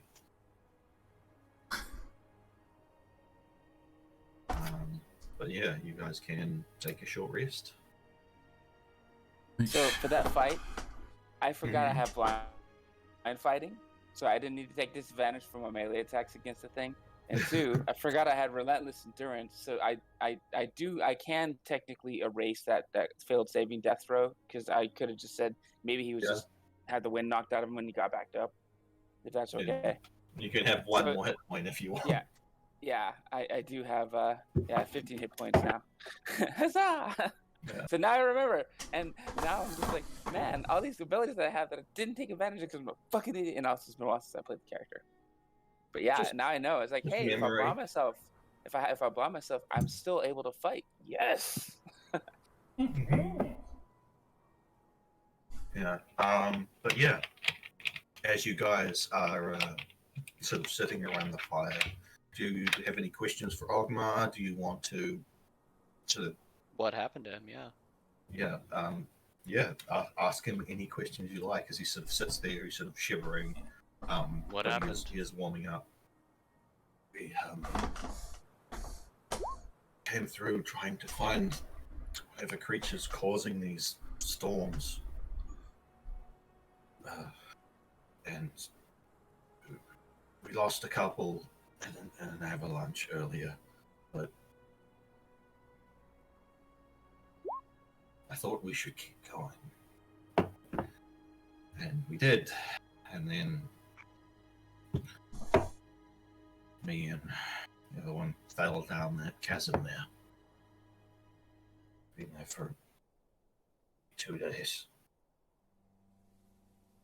And you see him, he's like eating bits of meat.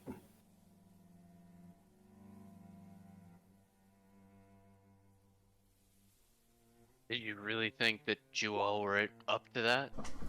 You saw what it did to us. I hadn't seen that beforehand. And God, I'm the son of a king. For God's sake, I should be able to handle this. Rank Who does you not are- imply skill. He's just Who like you- angrily chewing on the meat that he's got. Who you were sired by does not determine how your life is going to be. It did for a very long time. And it would have ended if you continued to live that way.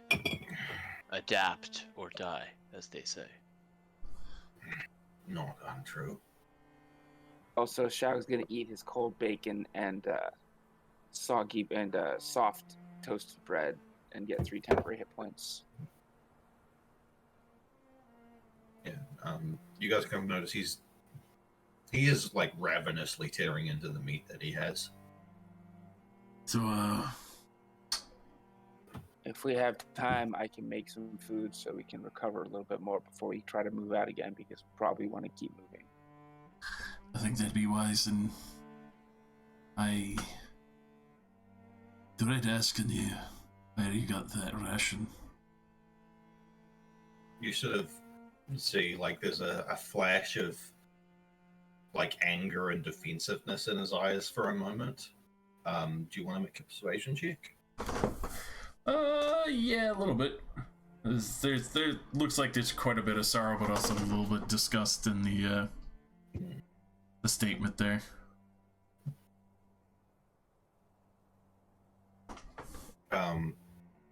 He's just sort of grumbled something about doing what's necessary to survive. But is still like tearing into the meat and is like he's holding it close to him now that you have expressed a concern about it. You have other meats. Will make you sick.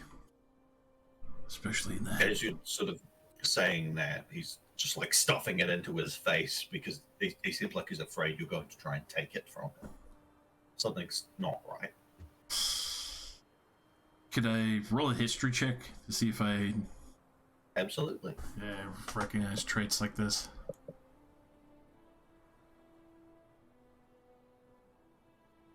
Oh no. Ooh.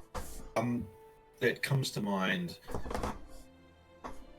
It's extremely rare, but in places where dead souls have influence,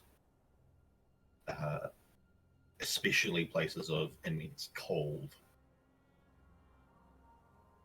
there comes time when people are forced to eat what little they have, and sometimes that is the frozen bodies of their comrades. And sometimes, just sometimes, some evil spirit connects itself to an individual that undergoes this depraved necessity and brings upon them an obsession with continuing it. Yeah, I'm gonna. Yeah. I'm gonna go rest the rest of that from his pack. Make an athletics check as he tries to stop you by making one himself. You're gonna make yourself sick. Sorry. Can I get up and help? I need it. Can I get up and help? Yeah, you can. Athletics? Yeah. Yeah, baby. Right. Yeah, Billy, definitely you wrench it from his grasp. Fuck is this?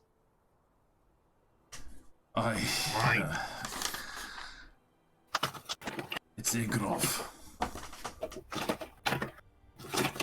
He's sort of like sitting there, like almost like half feral, just like grumbling and growling to himself. And there's just this wild look in his eyes. Can Shao like make a medicine check to appraise his sanity? Yeah, absolutely.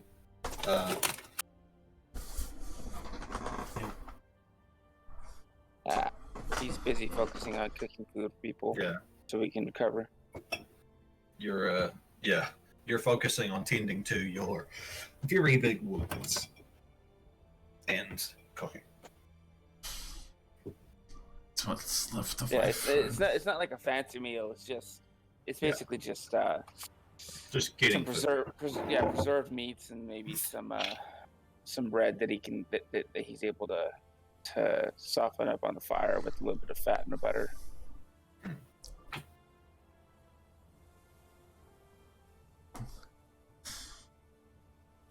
Easily enough. But yeah, he does call over to the prince. It's like a better meal than whatever you have in that bag. I'm gonna say probably only Malthon is in a position to attempt this. Malthon, do you want to make a persuasion or intimidation check to try and like break through to him? Honestly, probably intimidation flat out because he's pissed. This is no way for any good mountaineer dwarf to survive. Should never have to resort to this. Be in the dirt and grass before you do this to your fellow dwarf. Oh, yep. He doesn't seem to respond. He's just kind of gone almost catatonic. Lost in the Sort sauce. of rocking back and forth a little bit. Wild eyes, gritting teeth.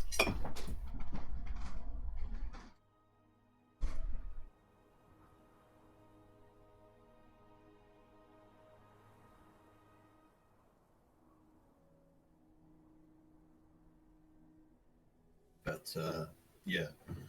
Unless you guys want to do anything else, you can complete your short rest. Okay. Should we consider manacling him? I would. I do have manacles. Yeah, it seems like he may be a danger to himself and us, and I really don't want to get bushwhacked by somebody who's going to try to gnaw on me. He does have a warhammer on him. But I will say, you guys can collectively restrain him and take the warhammer if that's what you want to do. Oh, hell yeah. Yeah. I'll take that. And he's, emaciated. Okay, and if you spend hit die while you're eating the oily buttery bread that I toasted over the fire with some of the meats that I had sliced up, in the bread, then you get to roll an additional d8 for every hit die in addition to the hit die you use when you do these short rests. Alrighty. So, does someone want to make a survival check? Because you've, bound and manacled the guy. And I presume, you've put like a gag on him or something? For the moment, until we can give him some normal food. All right.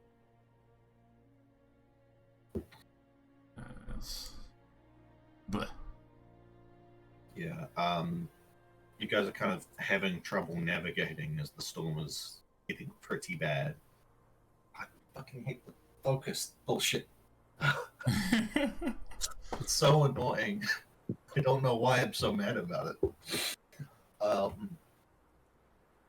But yeah, you guys, as you're sort of moving and getting a little bit lost, to be honest,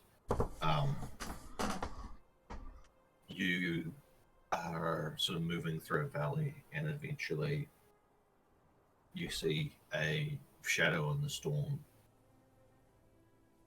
which, as you get closer, becomes two, and you see, as you get even closer, the woman and the werewolf just sort of standing in your path.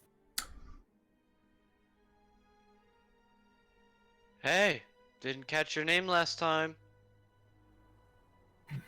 hope all's turned out well. Give me the man. Don't do this.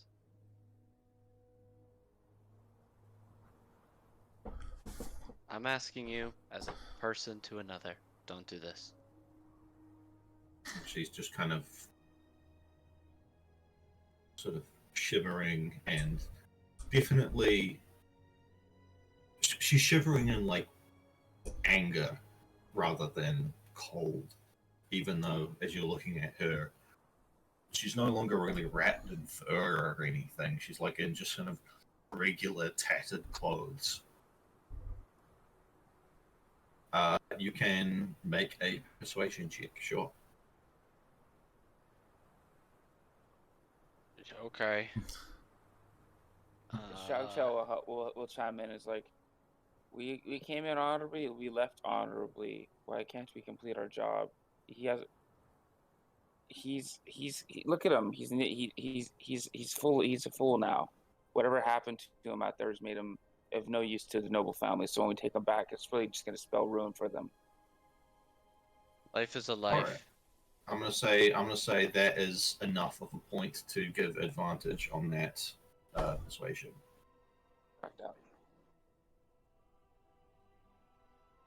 16 minus 1, 15. Sort of standing there looking, and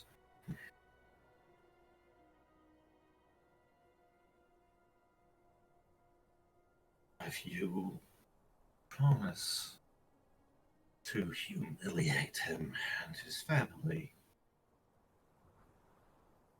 You think I'm gonna let this go? I'm gonna push it for every gold it's worth. His family will know that I pulled him out of a hole and found him dying and eating the flesh of another man. Eating the flesh of my just be friend. enough. Maybe might just be enough for the blood. What did this one do to you? She's just like squinting. Let's not bring up the thing that makes her. You're starting to get to the point where you're pushing a little much, but if you want to, you can make another persuasion check. This one would be at disadvantage. Well, no, Shao. Everyone's saying don't ask anymore. He's like, he's just curious. That's why he asked. But then everybody said stop. He's like, okay. Right.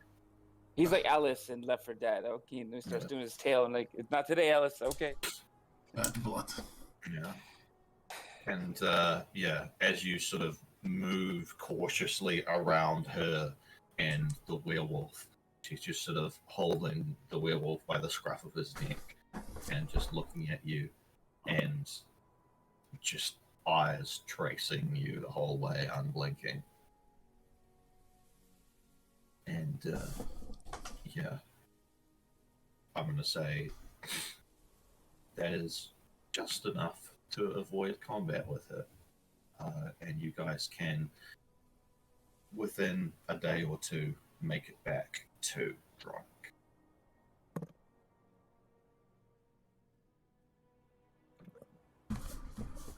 With your slightly cannibalistic. All the noble in tow. Yeah. Fucking. Who would want to eat dwarf? Yuck. I know, right? I'll stone you or grate you or stick in your teeth.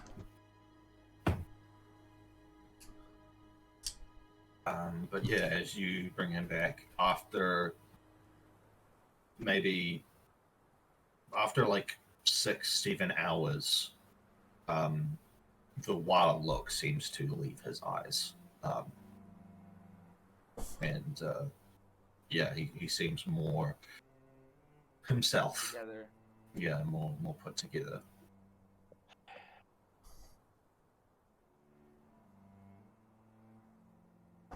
And yeah, as you guys return, do you sort of unmanacle and unbind him? Mm.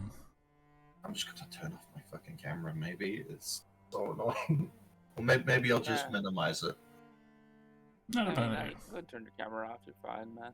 I kind of am inclined to keep him manacled, but Yeah, Not Shock gonna- doesn't want to pull any chances. He doesn't trust this guy, even though he's something's up with him. Yeah. Maybe he's cursed by the mountain. Whatever. Calm for now, but can't guarantee that's going to stick. He might hurt himself before we get him back, and then we're gonna get blamed for it, or we don't get paid. I don't want to deal with that shit. All right. So you guys come back into town with him manacled. Yeah. All right. We're not treating him poorly. We're just making. Yeah. Sure he No. doesn't- I got it. I was just wondering. Take I back my would take the fucking time cloak. to. I'll take Yeah. the time to throw a blanket over his shoulders, not only because he's probably extra cold, but to kind of, unless somebody gets too close, they won't really notice that he's manacled unless he's actively trying to get away. And in that case, it's good that he's manacled anyway. Yeah. I thought Malthorn gave him his cloak of comfort too. I did, but I just Unless you took that back. taking it back when it's Yeah. there. I'm Alright. trying to just fucking Yeah. cover him. So as you far as managed much to as I can. cover him enough so that you don't get too many weird looks. Sorry, there is a fly and it's annoying.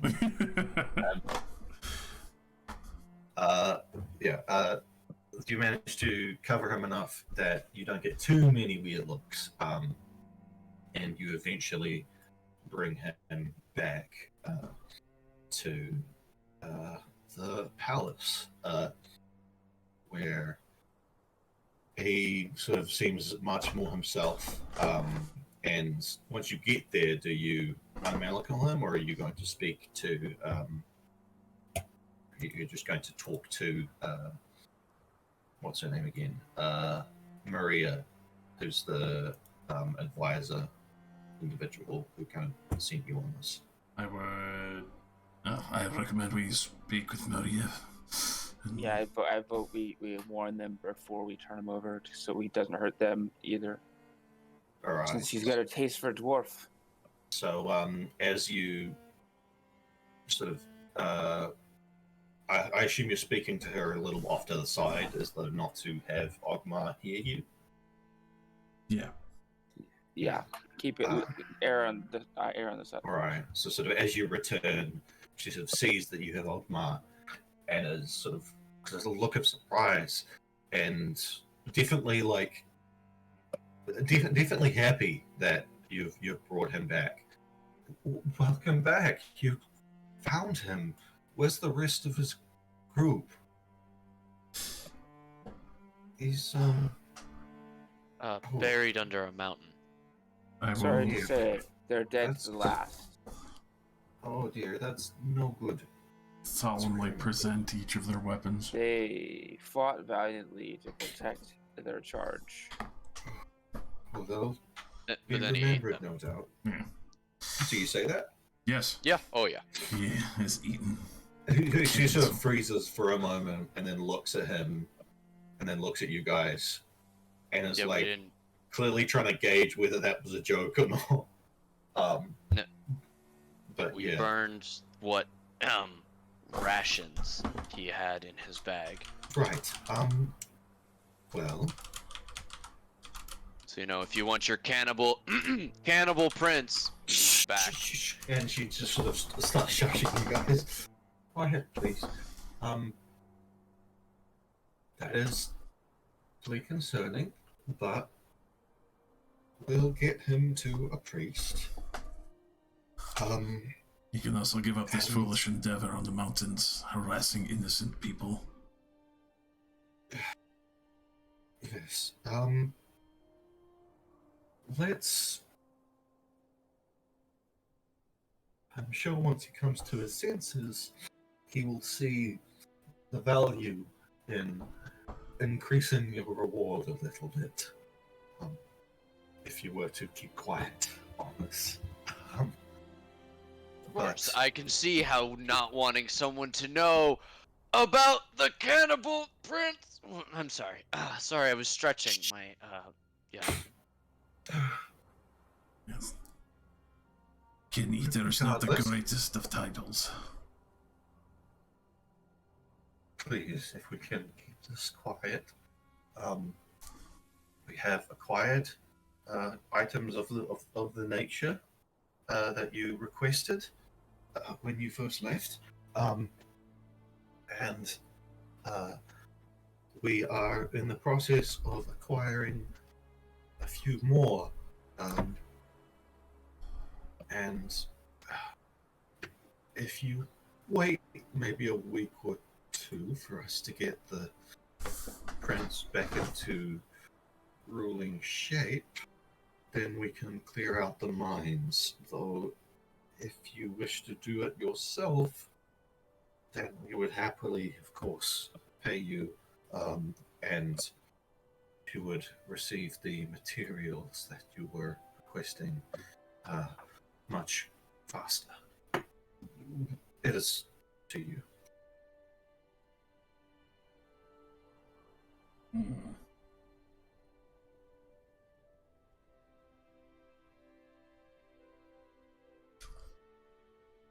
It's a tough choice of going straight down into the mines, though. Gear might be. You can rest for a couple of days. I don't mean to rush you. I'm just saying that it will take a little bit of time before we can clear out the mines ourselves. So if you're in any sort of rush, we would be happy to pay you if you were to clear them out, and you would, of course, receive the materials in a more timely manner. Regardless, and she sort of gestures to a chest in the room and opens it up, and there are several items in it. There is sort of a bow that looks very elegantly made. There is, and also has some sort of, runes on it. There appear to be 2 breastplates, each different in their design. There appears to be a crossbow. There appears to be a set of metal boots. There appears to be a shield, and there is also a warhammer. As your rewards, we are able to offer you one of these items each. However, if you were to go and clear out the mines, we might be able to give you 2. I'm also told that you lot are somewhat alchemically inclined, and we have one of our smiths has been working on some blades that can contain liquids that you might be able to easily coat them with during combat, but that is another deal entirely. So please have a look at the items and let us know what your plan is to be. All right. So yeah, there's 2 breastplates, a bow, a crossbow, a shield, some boots, and there is also a what are we? Yeah, a hammer. Big ol' hammer. Mm.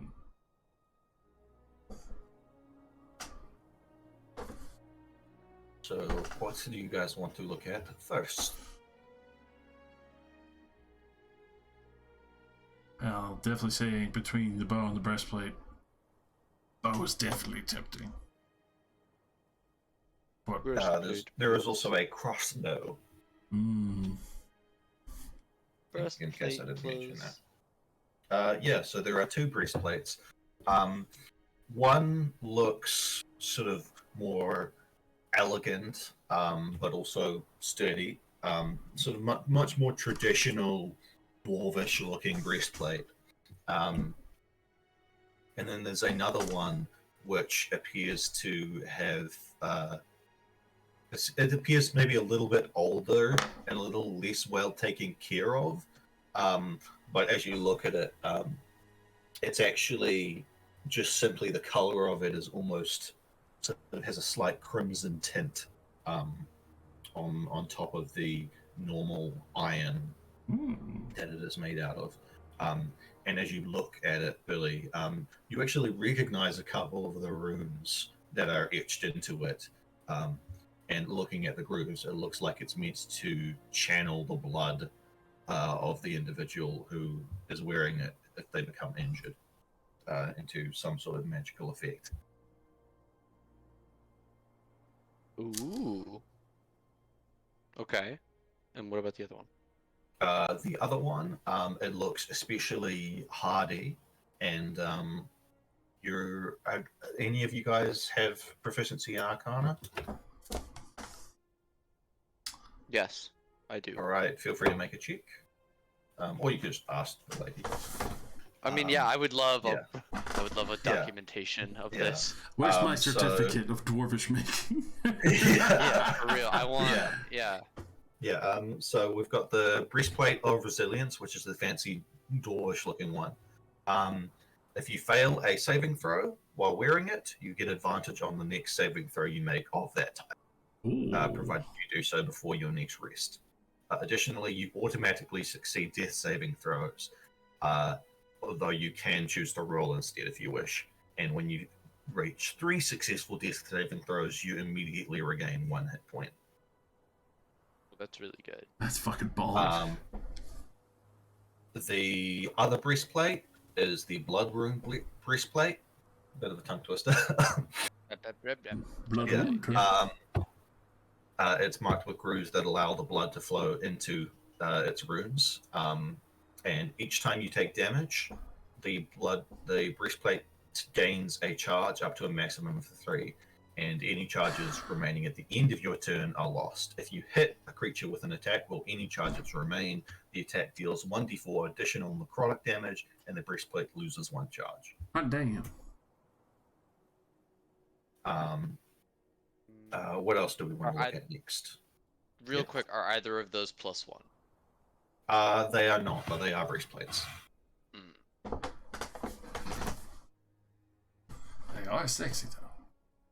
What else do we want to look at next? There's bow, crossbow, boots, shield, and hammer. There's also a sword, but that's for Artica. Is that a short? Or I suppose y'all could grab the sword, maybe. Yes, it is a longbow. Shao will look at the longbow. All right, that is the hunter's bow. It requires attunement by a ranger, so it would have to be you or Maltharn. Mm-hmm. You gain a +2 bonus to attack and damage rolls against creatures under the effects of your Hunter's Mark spell. If you reduce a creature that's under the effect of your Hunter's Mark spell to 0 hit points, you regain the slot you used to cast Hunter's Mark. Okay. Hot damn. Well, Malthorn tends to be using the bow, ranged weapons more than some. There's also the crossbow. Yeah, Shao doesn't do crossbows. Yeah. And That's not his jam. there's also boots, and there's also a shield and a hammer. What are we going for next? Boots, shield, hammer, He's also interested in the shield. or crossbow. All right, so the shield. So the shield is the shield of adaptive defense. While you are wielding this shield, you gain a bonus to your AC equal to the number of attacks that have hit you since the start of your last turn, up to a maximum of +3. Damn.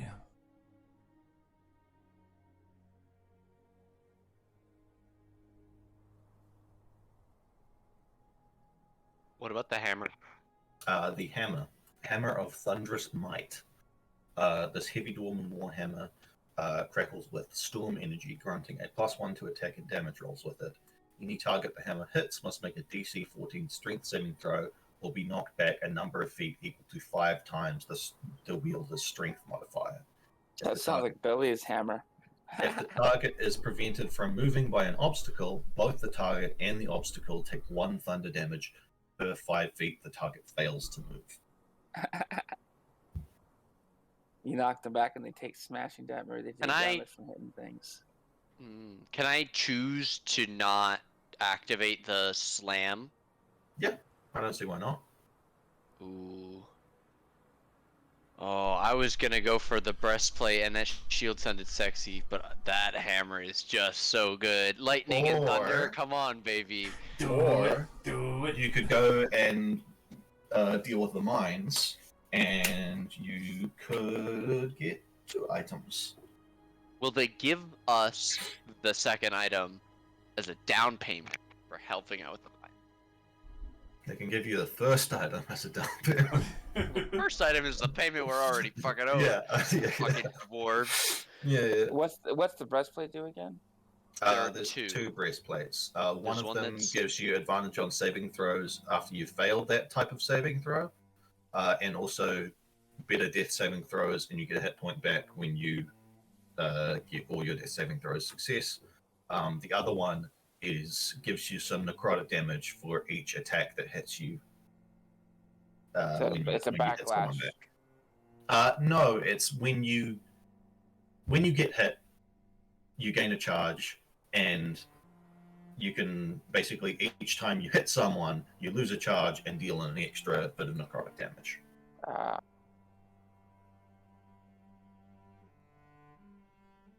Okay. I'm interested. What was the sword? Just because we haven't heard that one. The sword is a spell blade. Never mind. It requires attunement by a spellcaster. But this rune blade is specially crafted to carry the magic of the wielder into their foes. As a bonus action before making an attack with this weapon, you cast a spell of casting time 1 action into it. That spell must affect only one target or create a line or cone effect originating from you. Provided the attack hits, the spell then triggers, acting as if you had cast it in the same action you used to attack. If the attack is a critical hit, all targets have disadvantage on any saving throws required by the spell for that turn.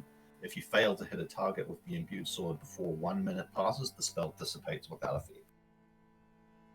So basically, you can put a spell into a weapon and attack and cast the spell at the same time, effectively. That sounds like a Tika weapon right there. Yeah. Anyways, Shao looks to Maltharn and says, "Are you interested in that bow?" Honestly, I agree with you. Because you and I both do. There's also the crossbow and the boots. What do the boots do? The boots are Zephyr Stride boots. Oop, someone's shown up. What's happening? Hey, noise. Hey, noise. Welcome. Hello. Yeah. Are we in a session right now? Yeah. It's okay. That's all good. You can hang. Yeah. You're welcome. We love your content. We love you. The Zephyr Stride boots. When you wear them, your speed is increased by 10 feet, plus an additional 5 feet per attack that has been made against you since the start of your last turn. It doesn't matter whether the attack misses or hits, you just get an extra 5 feet per attack that has been made against you. Additionally, opportunity attacks against you have disadvantage, and you do not trigger weight-based traps, nor does unstable ground collapse when you step on it. Not gonna lie, Malthorn, I think those boots are right up your alley. I agree. Those are singing to me. And did you want to take a look Ambery at the little crossbow shite. too? Yeah, sure. So the crossbow is heart piercer. This ornate crossbow has a metallic skull framing the point where the bolt's head rests, spitting it out with incredible speed and force, allowing the bolt to pass through multiple targets. This crossbow also ignores cover if the target is within 80 feet, provided the cover is wood or dirt no thicker than a foot, or metal no thicker than an inch, though it does not negate the need to see the target. When you hit a creature within 80 feet with this crossbow, it pierces through them, continuing its flight in an 80-foot direction, originating from you in the direction of the target. If the original attack roll would have hit the next creature in that line, it also takes the same damage. On a critical hit, the bolt pierces through every target in the first 80 feet. Nut. Is that a short cross? Is that a light crossbow or a heavy crossbow? Yes, light crossbow. Okay, so you don't have to worry about loading. It's a simple weapon. No, you do have to worry about loading. Yep. All crossbows are loading, but you don't have to have martial weapon proficiency. It's a simple weapon because it's a light crossbow. Well, Malthorn, I'm not much of a fan for crossbows. I prefer using my own power to draw the bow. But if you want the bow, it's all you. I was thinking of getting that shield. I have no problems with you going for the bow, friend. That crossbow will be calling me. Let's Billy, you're looking at it. Huh? I'm like touching the hammer and the shield on the other side. Yeah. Shaug is gonna take the shield. I think you're gonna have to fight Billy for that one. That's okay. Well, we can only. I know, but don't you think the breastplate of Don't Die would be better for you? Oh. It's nice and all, but I actually am more worried about getting hit first. Fair enough. But you guys can do rollies. No, my first pick was always gonna be the hammer. I'll come back for the breastplate. Maybe they've got a +1 for me next time. Yes. I'll take the hammer. Can I have the exact text of that? Sure, will do. I will copy it, and I will put it in a handout for you. Oh my god. Oh my god. Now I have 3 warhammers. Nice. Did they have leather armor? Studded leather armor that I could buy off them? You could go purchase that somewhere in the city, sure. Yeah.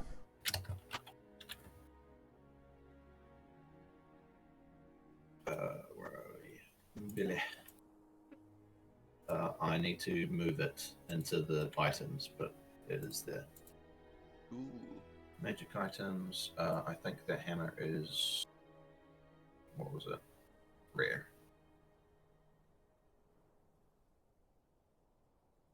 There you go.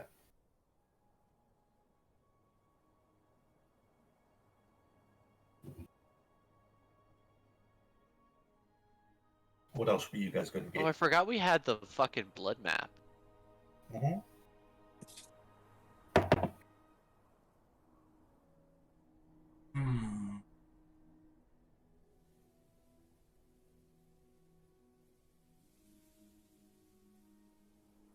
And I guess he's gonna sell his scale mail. Half price, yeah. So he gets 25 gold back.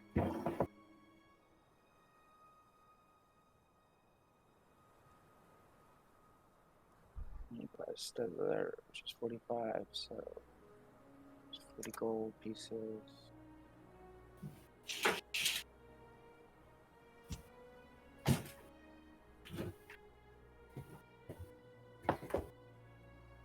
And he no longer has his cloak. Comfort, sad face. So as far as other magic items, Malthon, did you want the crossbow? Was that your choice? I'm having a hard draw between 3 items right now. The crossbow speaks to me a lot. The crossbow, what else? The crossbow, the boots, and the breastplates. Mm.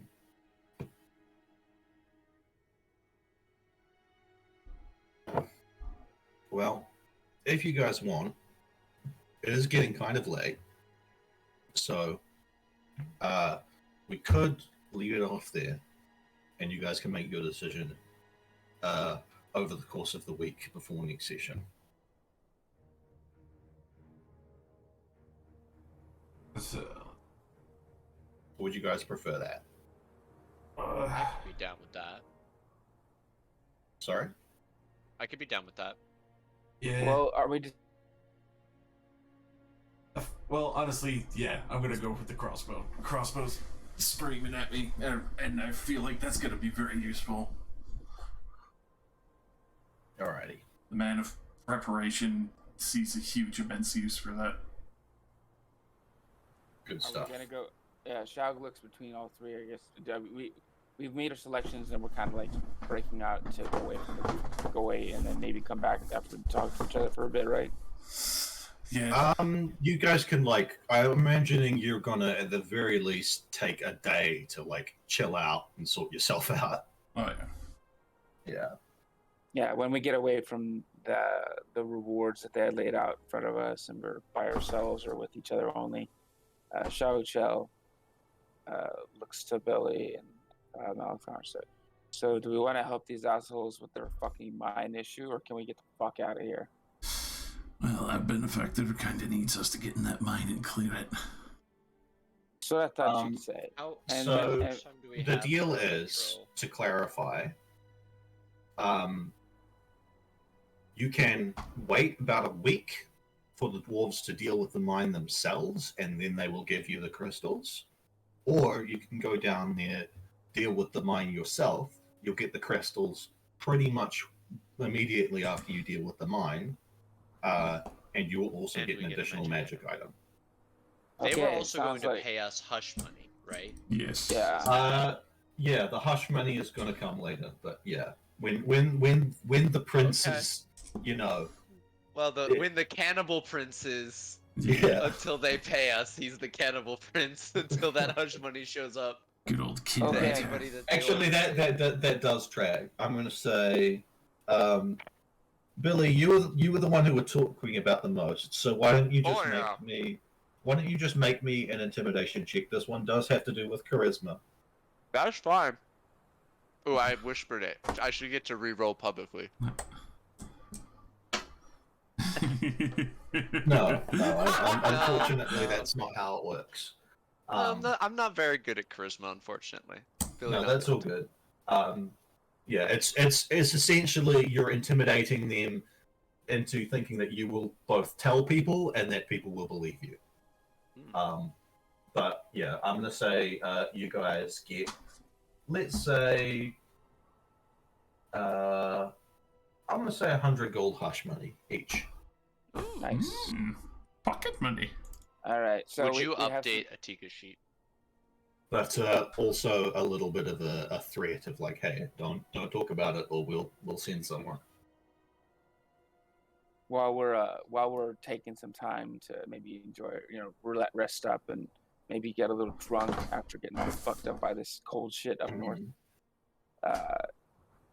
Shaug, against his better judgment, he's like, I just want to go, but we got to get this taken care of sooner or later to help out Alendril, right? He's looking between everybody else. He looks pretty wary because he's been Speed is almost the killed issue. by these. He's been killed by those things by the what the fuck is that thing called? The Ibrolith. Ibrolith twice now, both horribly. He's like, fuck this shit, man. Anyways, okay, so we almost died twice.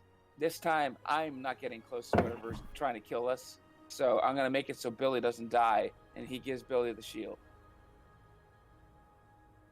Are you absolutely sure about this? What about you having a shield so I can hide behind you? Yes. I have it. You What? earned that weapon. I would not. I don't give a fuck take it about from you. items. I don't care about that. I wouldn't mind getting the bow later if I get a choice of getting another item. But right now, I just don't want to fucking die. That shield will go a long way to helping you with that. Yeah, and next time I won't be standing between that stupid monster and a cliff edge. I'll just stand behind you and let it hit you, and then I will keep you alive. Does that sound better? I will take the shield and grab grab you by the shoulder, pull you in for a rough embrace. Bro hug. Oh, yeah, shit. all right. You got my back. Well, I'll do it. Yeah. Well, first of all, Xiao Xiao is totally caught off guard by that. He's just like looking at Malthar first, like what's happening? Is she gonna rip my throat out? What the fuck? He's just totally like frozen solid, just hands like. I try to give the best fear look of all time just to fuck with him. Oh my god. Oh my god, she's done it. Oh yeah. His green skin goes like pale white. He looks like yellow. What's happening? Sorry. Like, they're fucking Scared of big wolf lady. Just like, oh my god, she's gonna bite. What is the attack for that shield as well? Oh yes, we'll do. So you got shield. You got. Did you guys get the crossbow? What's happening with you? I got the crossbow, for sure. All right. And Billy took got the shield. We're assuming the Atika dwarf. will take the sword. Yeah. And Yeah. And but he is now giving me the shield. Yeah, Xiao is giving Billy the shield so that he can hide behind Billy and actually use his bow to great effect because he's tired of being in melee. yeah, no, that bow is all yours since I have taken the crossbow. If he survives to collect that reward, that's his next get. Yeah. Is that bow? If it's available. And do we get at least 2,000 XP? Yeah, no, you level up. Yeah. Well, one thing Xiao does ask is if I may, I would like to name the shield, or at least leave a mark on it. Nothing that's gonna be like annoying for A you. giant penis. No, I'm not gonna mark it. Sheesh, what is wrong with you two? The joke, Shaq. Yeah. Oh, Don't do it. I'm sorry. I'm terrible at jokes. Terrible with the cold too. Yeah, Ayo. it's not my. I'm usually in the desert. It's cold, but it's not that cold. It's But cold, yeah. but only at night when you're in your tent. Yeah, and even then, it's not so bitterly cold that your bones fucking freeze. Yeah, I'm from just north of there, Vrenmore. It's not cold, but Yeah, if you go north in Varanmore, like you'll get snow sometimes, but like it's like subtropical in South Varanmore. Yeah. I grew up on the but- fucking plain, like a prairie people. Yeah. I'm this game's equivalent of the Vistani. I don't recall what those are, but They're from the Curse of Strahd Yeah. module. that would explain why I don't recall what they are. Yeah, he says, he's like, yeah, I would like to name the shield Rugel's Remembrance, and he says, and I'd like to put Rugel's symbol on there, and he draws a small rune he draws the Orcus symbol for Rugel's name on the inside of the shield. Alrighty.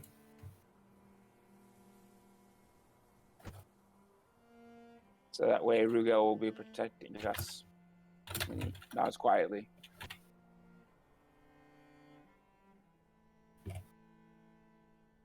And that is Billy's shield.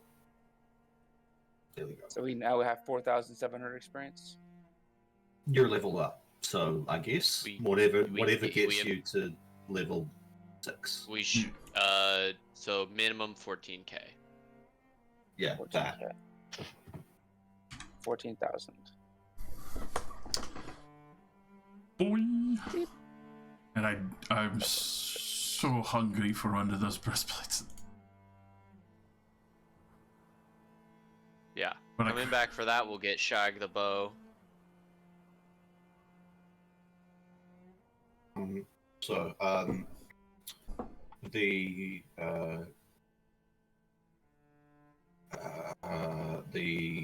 alchemy items, there are a couple of items that you could go and purchase, seeing you are in a larger city. There are the fluted blades that Josh knows about. Basically, you can use an action to fill it up with a poison or whatever kind of blade oil or whatever you want to use.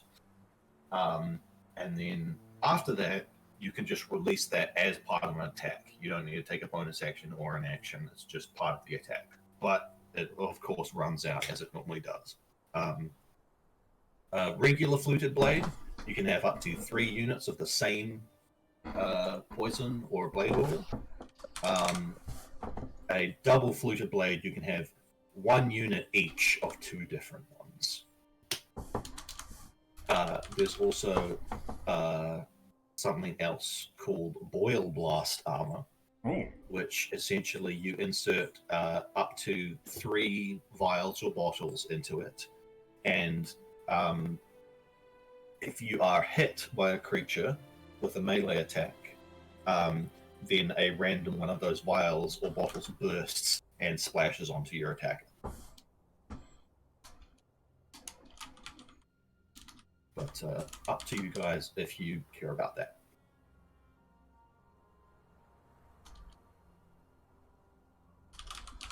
I'm definitely be taking a dip into that. Yeah. And by the way, a fluted blade can be any weapon that does piercing or slashing damage. Can I get them to file one of my claws to be fluted?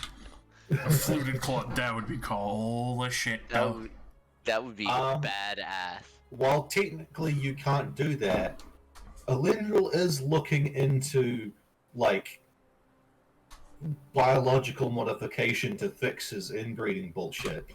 So maybe he could look at that on the side if you wanted to ask him. By like modifying you so that you have a venom gland in your claw. I would not be mad at that. Alright, let me level up and then He's fucking dying! But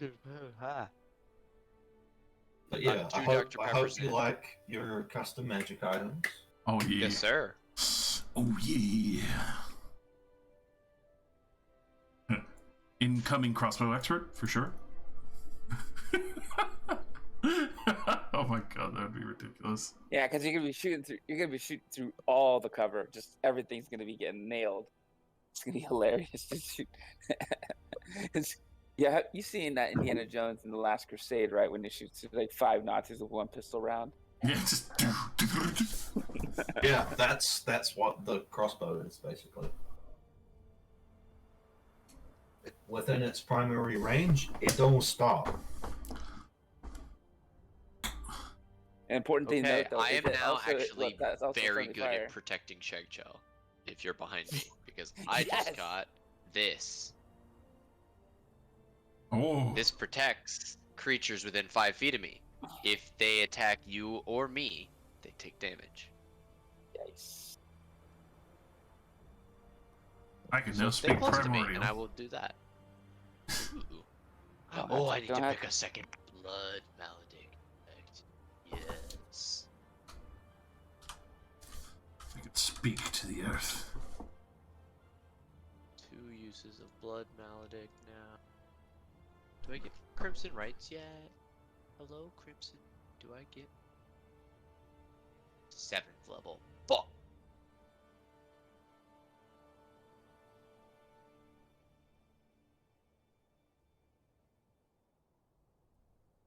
Oh wait, I'm a fool. You're not a fool. I forgot that I can do Crimson Right as many times as I want.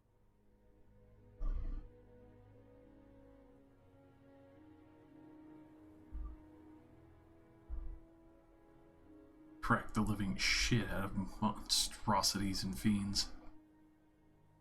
Yeah. I also have another magic item for you, Malthon, at a later date. Ooh. It's one that I have, and I think you'll like it.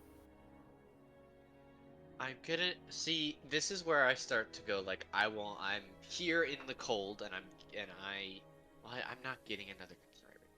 I don't get it yet.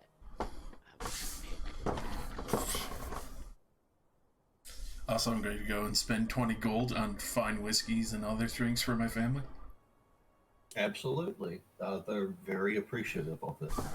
Because I promised them that since I'm visiting the kingdom, that I would be getting them the good stuff.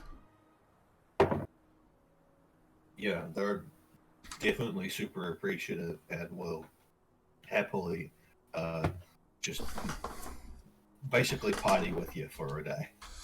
Hell yeah. Where's Malthorn? Brought 20 gold's worth of fine drinks back home.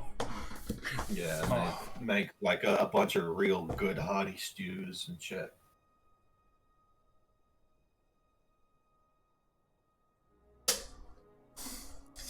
Yes, you could come along, Billy, as long as I don't find you in my sister's bed in the morning. Oh, you won't find me. Swear if I smell dog in her bed.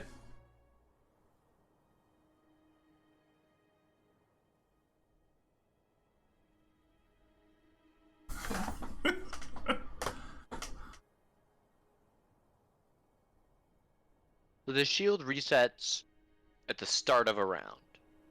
Start of your turn. Right. So you get hit once, +1. Wait, see, hit twice, +2. Hit 3 times, or more, +3. And then goes back to just regular shield at the start of your turn.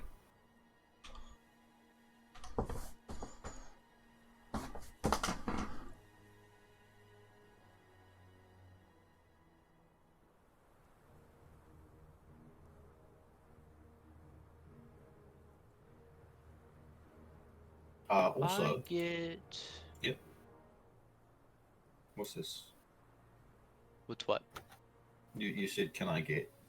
No, I said, Okay. do I get? And I was trying. I was looking at my. Someone collected 2 Ibrolith eyes at one point. Did anyone collect anything else as well, or is it just the Ibrolith eyes? I would have liked to try and get the antlers again, but I would say don't think I would have done it. you could have brought I'll say 1 back. Okay. Proof. Then Bringing 2 back would have been a bit of a bitch. yeah. With bringing the guy back and dragging all of that shit through the snow. But we do have proof now of Ibrolith. Yeah. Okay. And at least a theory on how to destroy them. Get their bones wherever they are and maybe ceremony them? Question mark? Bury the dead properly? Yeah, maybe. Going off of ghost theories here. Something to do with the bones. Oh, can we set up a rollable table for Billy's token? Oh, yes, I will absolutely do that. I also do have a new Billy token if you need it to upload it for the rollable thing, just because it's annoying to do it for tokens that are on maps rather than images. Macros, got a rollable table, add rollable table, or ability, and the item is